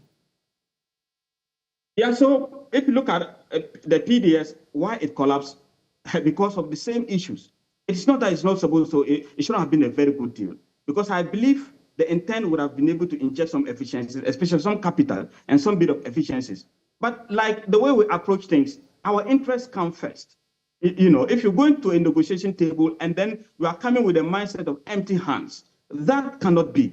Okay. You have to come with a kind of a mutual interest. So yes, all these are models that we can revisit, but we have to take a different dynamics. We have to take a different approach. And when I talk about maybe the alternative or liberalizing it, it's just to also bring in private sector, even the revenue aspect of it, where we can commercialize it to make sure that we are able to recoup most of this revenue. And I tell you that most of these issues are not even the domestic home. It's the SOEs and the government. So yes, we know where our problems are, or we know what the SOEs and even the ministers are owing. If you can plug these loopholes and try to just recoup maximum that we can and plug the leakages, I think we will be in we will be better placed. And then these repetitive events should be something of the past, something we shouldn't be thinking about then. Hold for me. I'm sure those of you watching us, you can see at the bottom of your screen, we've put our number there, 0302-211-691. I see some of you sending in some messages suggesting your thoughts. Call us. You may have that brilliant idea that could save the sinking ship of Ghana when it comes to power. And I use those words cautiously because, look, no one wanted us to have got here. We're here. Whether it's been coming for 10 years or 5 years, we're here. And we don't want to go back to doom. So that is the bottom line. So what is your take? What do you think? Call that number, 0302-211-691. We have Sadiq from Kumasi. Gentlemen, our guests, just hold for me. I'll be coming to you, Mr. Yakubu, next. But Sadiq, what are your thoughts for us? Okay, good morning and good morning to your panelists. I respect all of them. I have a question. My question is, why don't the government SOEs, why don't the ECG give them some kind of prepaid so that they get out of the national grid, so that you don't get, you understand what I'm saying? You don't get these kind of problems every time and then. That is my question. So if you could reframe that, I didn't get the thrust of it. Why don't what? Why don't the ECG, like the other companies, we don't give them the prepaid so that they don't come into the national grid? That is my question. So that they don't give us the debt that we have right now. But it's a take or pay situation. I'm not too sure I understand what you mean. I mean that my home right now, I have a prepaid. It gets finished, I go to the ECG vendor and I buy it. You understand? Mm-hmm. So I want the SOEs, the government, the agencies and the institutions, they also have the prepaid so that when it gets finished, they buy it on their own. They don't get into the national grid so that our debt... I get the point you're making now. So, but I'm sure many of them, I mean, thank you, Sadiq, for your thoughts. I'm sure many of them are on the prepaid system, unless we want to say many of them are on the old system where they consume, and then now you must try and get the money from them, recoup the money from them. I now get the point you're making. 0302211691. If you have any brilliant thoughts on how we can solve this problem, or any thoughts for that matter on the power situation and what Dumso could mean to you as well, if it comes back, you can share with us. Let's pick Yakubu from Kumasi, and then we'll come back to the Yakubu who is my panelist. Yakubu in Kumasi. Good morning to your listeners and good morning to your panelists there. My problem is, what is the use of the prepaid meters? But it comes to actual those debts that those who don't want to pay light, that was the reason why they bring prepaid meters. Is that not it? Those debts that those who don't want. Go ahead with your point, Yakubu, and maybe minimize the volume on your set. It's giving us you feedback. Go and buy your own. Why is it that they didn't put all the meters in everybody almost so many years now? They can't do that. They didn't put all the meters. Well, Yakubu, we're getting a lot of feedback from your TV, I guess. When you call, just lower the volume. Turn it off completely. Just listen to us on the phone line. Are you still with us, Yakubu? Yes. Hello. Hello. Yakubu, so basically, wrap up with your point, if you can. Yeah. So what I'm saying is that, and because we were knowing PDS was coming basically to solve all these problems, it didn't happen. When PDS didn't happen, are we saying that we don't have any plan again? All right. And that is why up to date we are here again. I mean, what country are we? And we are paying people equal of money to do our work for us, and they can't deliver, and they are sitting there. How? We are not serious as a country. Thank you, Yakubu, for sharing your thoughts. Anthony Boosters on Facebook, our live stream says, why on earth are they not exporting the excess power? Why is this government behaving like this? We don't have excess power anymore to export. That's the whole point. Let me come to Yakubu of the IES. So in terms of a cash waterfall mechanism, if you're using World Bank data, it talks about the recipient's mechanism for distributing revenue from the sale of electricity proportionately among the relevant energy sector market players involved in the electricity supply value chain. That is what we're doing. But apparently, we're not getting it right. What do you make of the call for more transparency for the IPPs to have a seat in there? And what do you also make of this? Are we unduly antagonizing the IPPs with our position? Yakubu.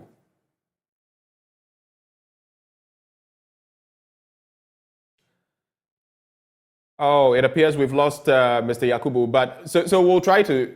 Yakubu, did you get the question? Question again, I didn't get it. I was lost at it.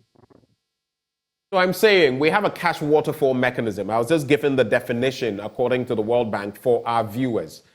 There have been calls for more transparency, a seat for the IPPs and all of that. What do you make of that situation? And two, are we, with our positioning, are we unduly antagonizing the IPPs? Over time, they've been telling us the debt is getting to unsustainable levels. We've sat down, it has got to this point, and now they say they are going to shut down. Now we're calling for more meetings. They say no more meetings, pay us our money.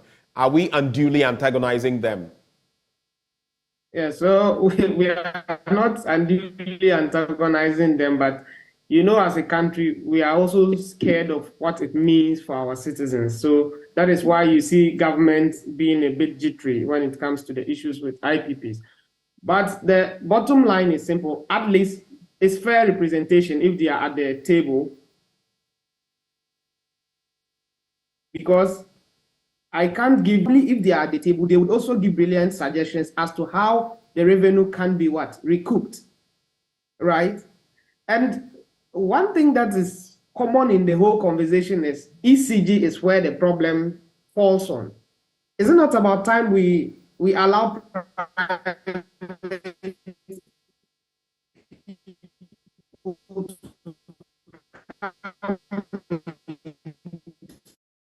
It appears we're struggling with a connection to Mr. Yakubu. Let me, in the interim, bring Daniel. He joins the conversation on phone. Hello, Dan. Where are you calling from? Please, I'm from Kasua. Kasua? Adade. Yes, please, precisely. All right. And good morning to your panelists and yourself. Hello? We are listening. Go ahead. It's unfortunate. Government is causing all these things. Look at the PDA. Look at what he caused. Look at what he caused during the PDA. And look at the number of government organizations who are not paying their bills. And all these things are accumulated. What are all these things? Please, they should answer this question for us. What are they doing to pay those things? Because we can't live in a doom job. Why? So thank you very much. Have a blessed day, sir. Thank you, Daniel. Have a blessed day too. No one wants Doomsor to come back. No one wants to even remember what it meant to be in Doomsor. We don't want to even think about it. So, I mean, that one we're on the same page with. Do we have Yakubu back? Yakubu, can you hear me now? I can hear you, Ben. You were missing in action because your connection was not so good. Please go back to the point you were making. Yeah, so I'm saying that the fact that is established by all panelists is ECG is where the burden lies with. And so it seems ECG is overwhelmed, and it is about time we open up the space. Why do you feel the ECG is overwhelmed? Yes, because one, we were only talking about technical losses and transmission losses. But remember, even the recouping of the remaining amount of money that is distributed is not something that ECG has been able to do successfully. One, because citizens also engage in some activities of power theft. And so we at the Institute for Energy Security maintain that it is about time we zone the country into smaller bets, give it to different companies to manage. Then we are sure that with this, they will be able to police the various areas that have been allocated to them, because they would have had some revenue commitments to what? The agreement in the first place. Because look at the power sector, the IPPs, they have remained committed. Could you imagine a situation where IPPs were not supplying the agreed quantity of power? They have stayed true to their commitment. They supply us the power. We, on the other end of the bargain, to collect the money and pay it back is where the challenge is coming from. So it is about time we open up the space, the distribution value chain, allow private sector to come in, inject some capital, inject some efficiency, because remember, ECG also needs capital to work on some of their projects. And so if we can allow private people to come in to inject fresh capital into the sector, recoup the money, there would be some level of efficiency. The second call I will make is to citizens. Let's be honest and stay away from this power theft, because when you do it, you are not being smart. You are not being smart at all. You are just putting a burden on all of us at the end of the day. And so let's, in as much as we would blame ECG, we as citizens of Ghana who do not want Doomsor to return should also be a bit responsible in ensuring that we don't engage in power theft at all. Because at the end of the day, this is where the problem will come back to. We are not able to pay the tariffs, or we refuse to pay, and we expect the power to come. I'm not sure it is something that we can do. All right. Before I wrap up with you, gentlemen, Abindao, do we still have Abindao on the line? Yeah, Kako, I'm still on the line. Quick thoughts, Abindao. Yeah, I think that our power headache lies on the solar power alternatives. Because most Ghanaians, we don't use heavy gadgets such as fridges and the rest. And with the common solar panels, we can be able to power our television sets, our bulbs, and just so that at least ECG could have been released. But at least what have they done about solar? They know very well about it, and they have sung about it. Up to date, nothing has done. And you can't get any alternative. Meanwhile, every day, our sun has been scorching on us for nothing. And they will come with theoretical policies very nicely and beautifully, for nothing. Says that independent standard, we had this hydroelectric power. Didn't they have in mind that the solar is also another good alternative to the ECG or to our source of power? What have they done about it? So I think that without serious action on solar power to all right, Abidao, I think your point is made on solar power. I think we get the thrust of what you're making. In fact, in concluding, it was one of the points I was going to bring to the attention of my guests. So as we conclude, 45 seconds each. There's also the case for solar energy. I think it's Algeria also, or Morocco, which has one of the largest solar farms in the world. What are we doing with the abundant sunshine we enjoy? That is another place. Bui is harnessing a bit of that, but can we do it on a larger scale?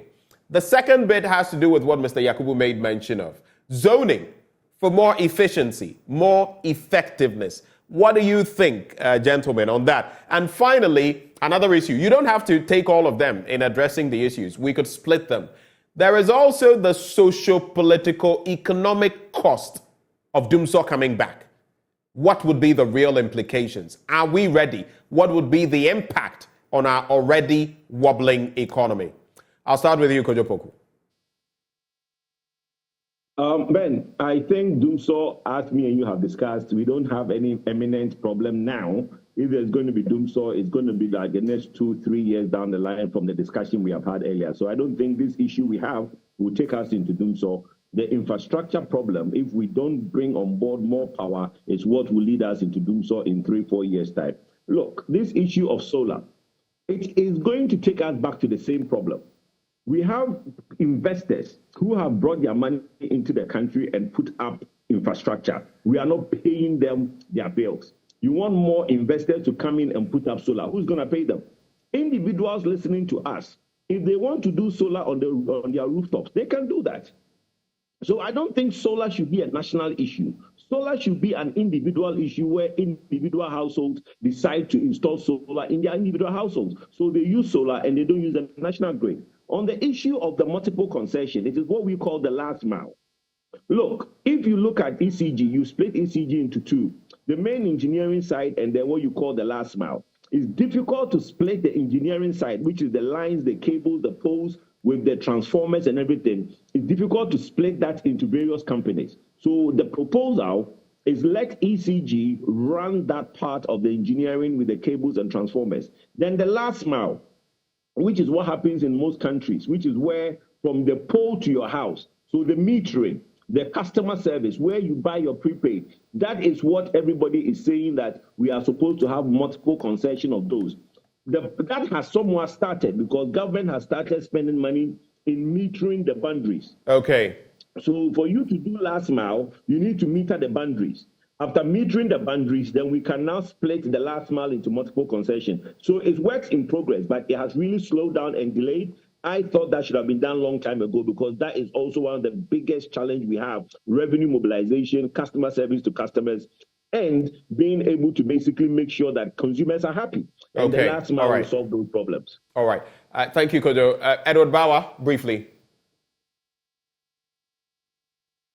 Edward, you have to unmute. You have to unmute. First and foremost, let me state that even if the type of power you have will not prevent you from paying. So whether it is solar that we will do, or whether it is wind, or even mini hydros, you still have to pay for the power produced. So it's a question of how do we account for the power that is generated. So irrespective of whether it is thermal, it's hydro, it is wind, it is waste to power, whatever it is, you must always pay for the power. So that's the first point. The issue of, I think Kojo Poku has spoken about that. There has been a program that has been in place, gov't, which was a World Bank project, had been introduced to do what we call the boundary meters. Say that, for example, you can have the whole of Tema. They have so it is for power accountability. So, for example, if you have a boundary meter and you give to a particular manager in an area, the manager is supposed to account for the power that has been given to you. So, with these boundary meters, then you can begin to start looking at small concessions in a very transparent manner. In a very transparent manner All to right. be able to do those things. Now, the cost of doing so to our economy, you and I know, you listed it in your intro, job losses, other things. But I think in this particular case, where I am worried, and I think Kojo Poku has made this, we've over-politicized the issue of excess capacity. The government is not bold enough to begin to start contemplating bringing power on board. And I'm telling you, if we do not put new power by 2026, we will have deficiency of power in terms of generation. And so let's be very careful. We've over-politicized this to the extent that government is not even bold enough. Because today, as we speak, and Kojo Poku has been making this point, look, if 2 or 3 of the power plants, even out of the 9, go off, we'll be in trouble. Because if you look at it, I'm sorry, let me just make this, if you look at the available capacity that we have now, it's roughly around 3,600. Our peak demand is about 3,500. So if they take off about 1 or 2 plants, we'll run into trouble. And so let's not underestimate this particular thing and see how we'll take it. Thank you, Edward Bauer. Thank you for those parting shots you've sent our way. Dr. Suleimana. Yeah, so I've always maintained that we have to look for long-term solutions. And where we have, if you look at the critical nature of our generation mix, where the thermal plays critical role, and that's where we have ourselves now. We need to be able to, develop our infrastructure in terms of the gas. I believe we have physically installed material, equipment that are there, but we don't have the raw material in terms of the utility to run them. So yes, I will repeat the call that let's link up the power sector and then the petroleum sector with gas as a conduit. If you do that, that will mean that we may need to increase Ghana gas capacity.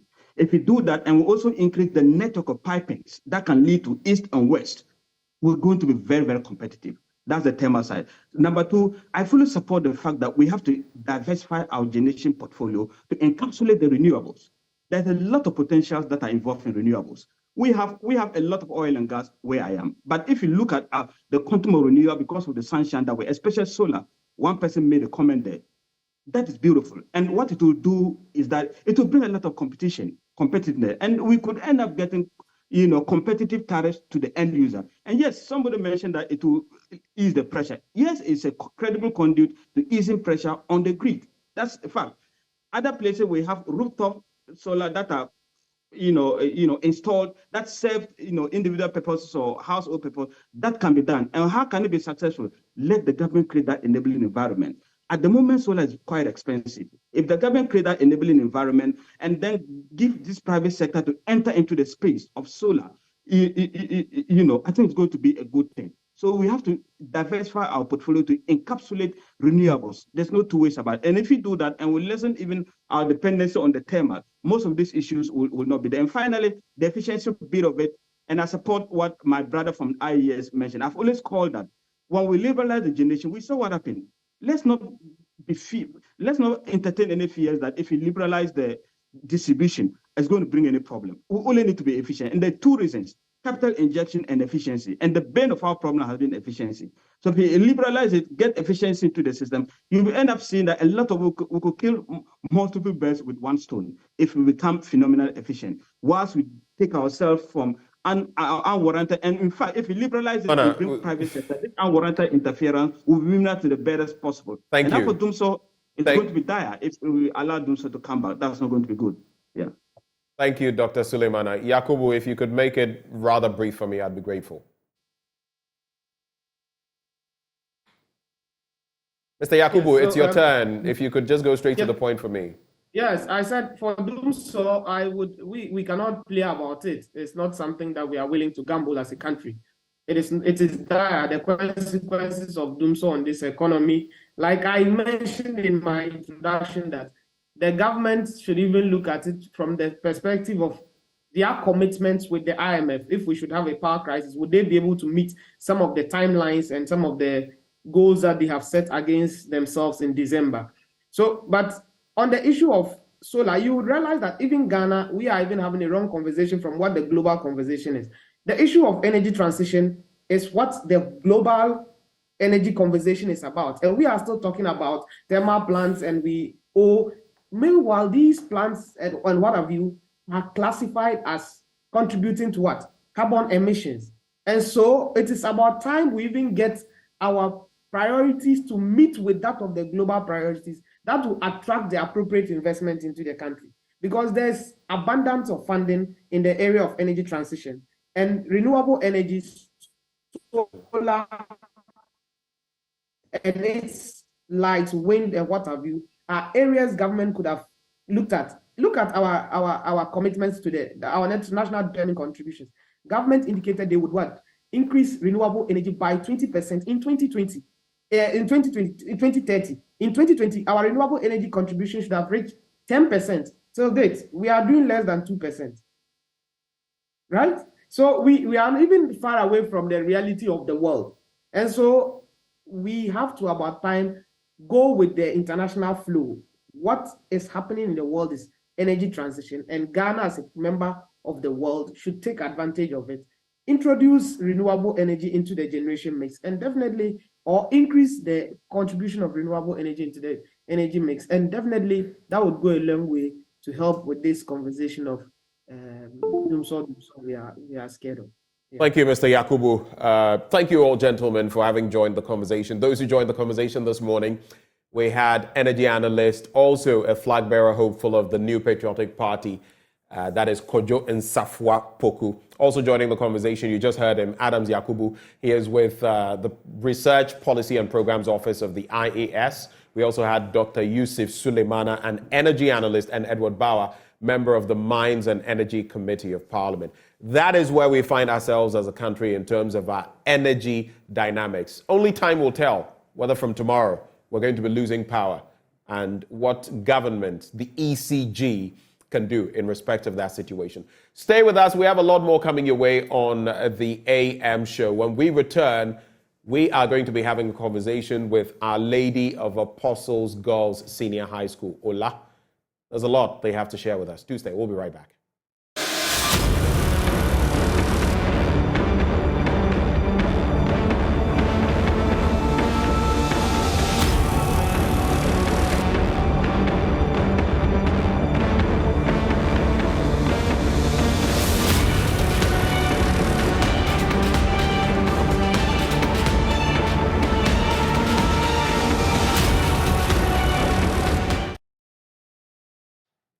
Well, I'm smiling this broadly because my alma mater's girls' school is in the building. You know what time it is, so I have to be. What do I say? I am a Bobu, an old student of Bishop Herman, and our girls, Our Lady of Apostles Girls Senior High School, is in the building. It's all about their 70th anniversary. There's something interesting happening on the 6th day of July, but out of excitement, let me just introduce our guests to you. Dr. Edem Emerald Sabah-Wilbeck. Now, she is global president of POGA, that is the Past Ola Girls Association, and then Dr. Sena Peglo Freku, chair publicity and media subcommittee of POGA. Doc and Doc. Good morning. Good morning. Thanks. It's good to have you. Yes, it's good to be here too. So all the way from Ho, what are you bringing from Ho? I know you are not directly coming from Ho, but what sentiments are you bringing from Ho? Oh, good sentiments. Interest whipped up for the launch, and everybody is game. We are waiting. Everybody is anticipating. It's going to be a big day, and so we are bringing everything from Ho live in Accra. Okay. Interesting dynamics, especially as the National Science and Math quiz is also on. There are a lot of bragging rights. Last year, yeah. You know, our win was your win. Exactly. Because we were not just regional, we were zonal champions. Volta and OT, Bishop Herman. Yes. At least we represented you. You represented us and we fell off, but this year we are back.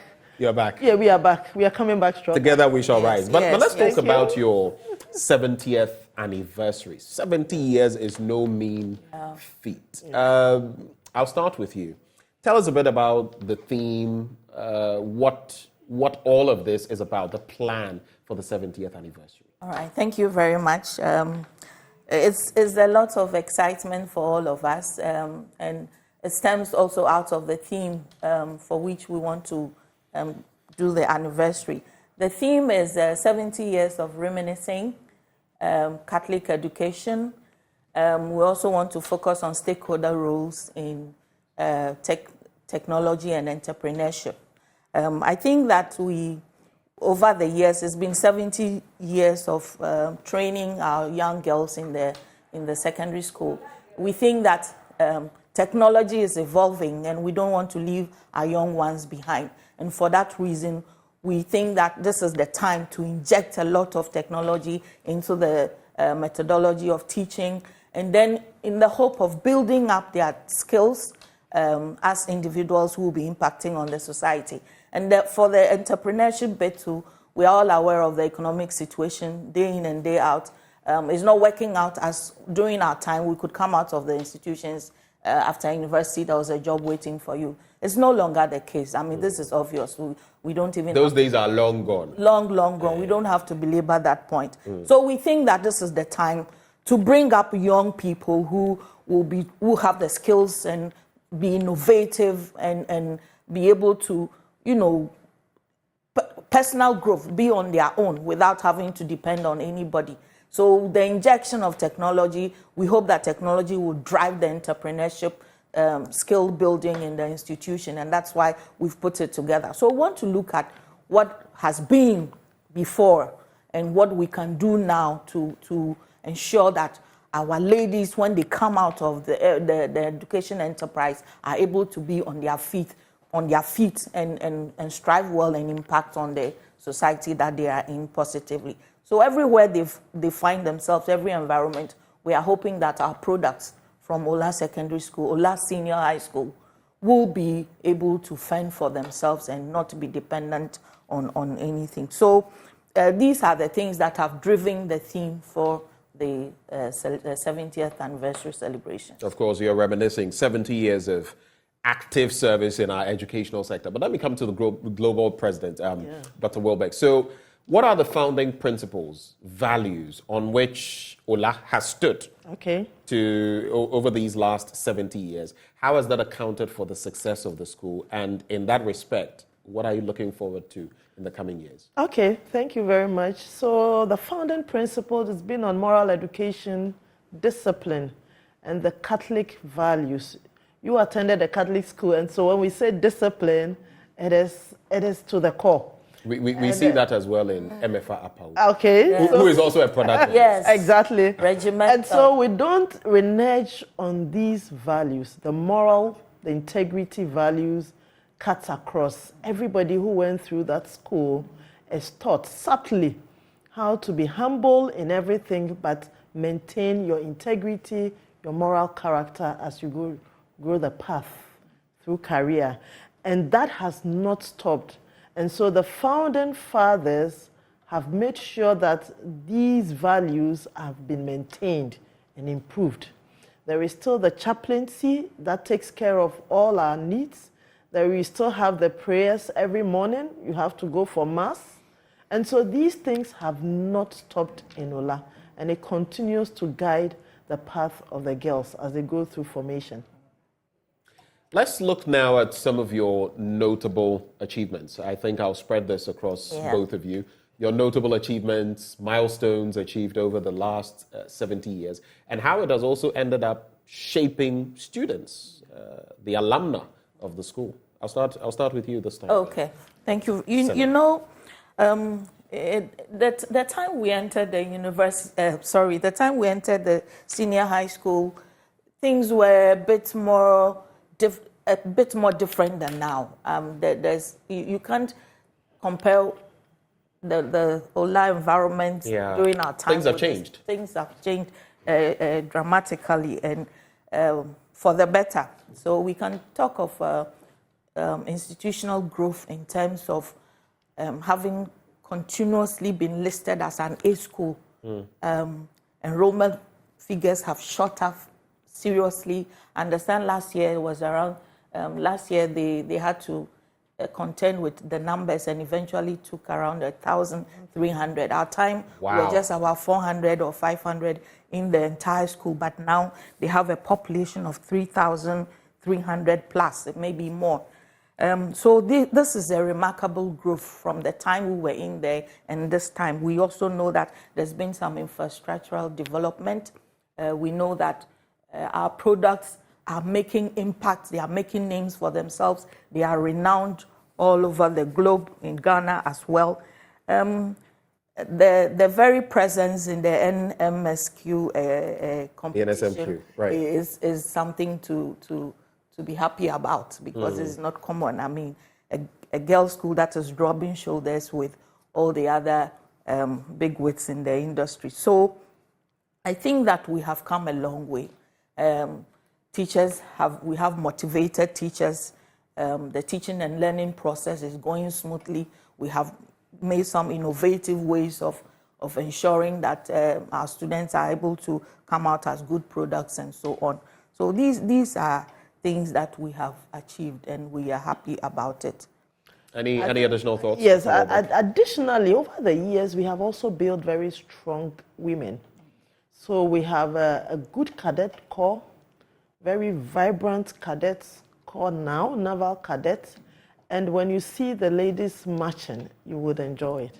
Wow. I'm telling you. I look forward to seeing that. Yes, you would look forward, the brass band, the choir, all of that. So now the holistic education has even moved from only focusing on the Catholic values, but even nurturing them to fit in anywhere they find themselves.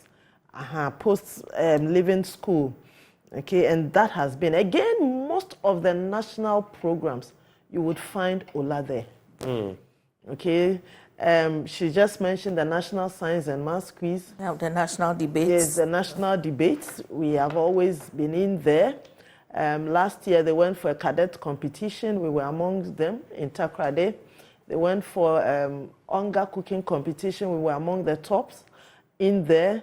And so you find us everywhere. So you're trying to say that when it comes to sports, you're there. When it comes to cooking, you're there. When it comes to academic work, you're there. We are all around. And that's why you are ladies. Yeah. That's why you are ladies. Why do you think we chose you? Last year, there was this cooking competition, and we were part of the finalists. Yeah, if you recall.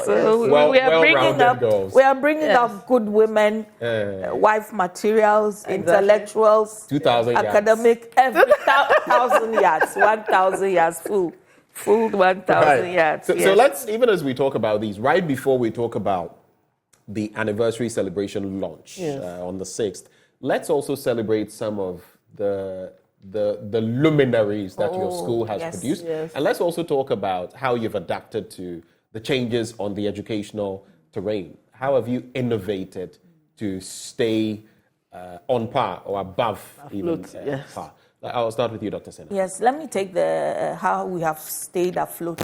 I know my president has a catalog of names we want to dazzle you with.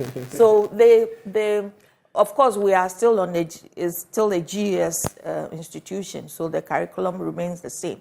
But the injection of innovative teaching, you can see that through, first of all, you need to motivate the teachers to be able to take part in enhancing and providing all ways of ensuring that they impact the students. So we know that they have used technology these days now to be able to teach.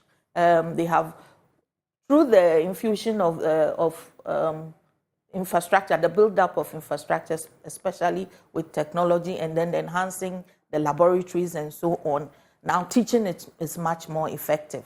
The POGA all girls especially were responsible for some of these things, expanding the infrastructure in the laboratories and so on. So we think that these new ways of teaching has actually increased and made it much more effective for our students to learn better in the institutions. Okay, let's celebrate some of those people who are products, proud products of Ola Senior High School. Exactly. I think in addition to, I just add one or two to what she has said. Okay. They now also organize early morning classes, okay, and then are working in smaller cohorts. Recently, one of the year groups donated an e-library project, okay, just to facilitate teaching and learning in the school and help the girls in their learning activity.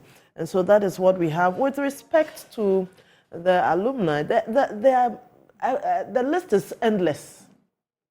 The list is endless. And so everybody who passed through Ola for us, it's an eminent POG, and that is how we refer to them. And so I'll just give a few notable ones. Okay, we have our very own former First Lady, Mrs. Teresa Kufuor.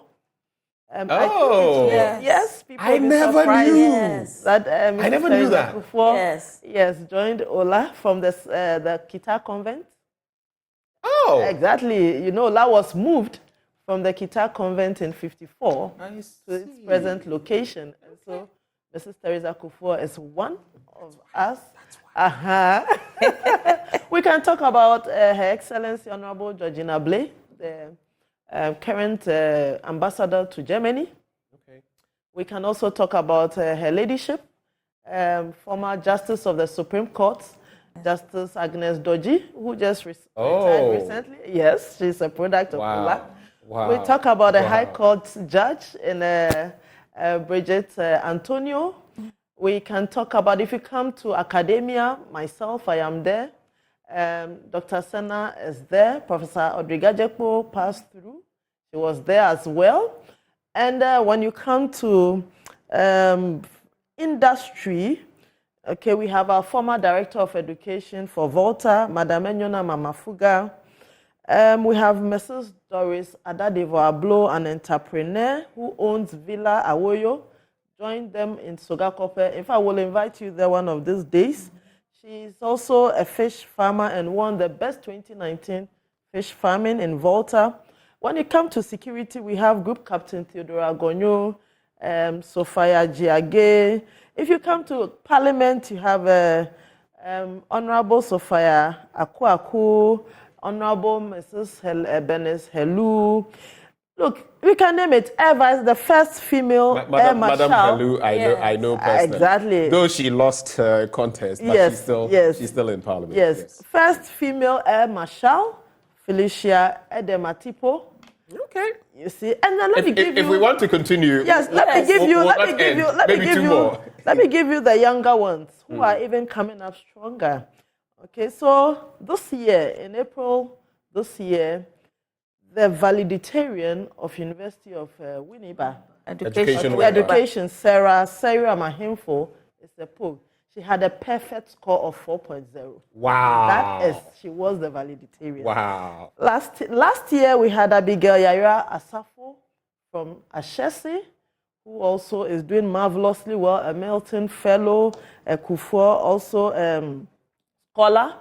Okay, we have. So if we want to go with the names, exactly, our time is up. And but it's just testament. Yes, our own MFA. How can we leave out MFA? Yes. We have others. GTV. Big Mama MFA. Yes, Big Mama MFA. Okay. And so we have a lot there. Yes. If we want to go down that road, we would never end. Yes. Obviously. Yes. But just to wrap the conversation, ladies, I want us to briefly look at, in some 40 seconds each, impact of the school so far, what does the future hold, and then the launch. Give us some specifics to expect on the 6th. I'll start with you, Dr. Sena. Yes. So let's go straight to the point. Our time is up. Ola is one of the best girls' schools in the Volta region. And in Ghana. And in Ghana. We are making waves across the nation.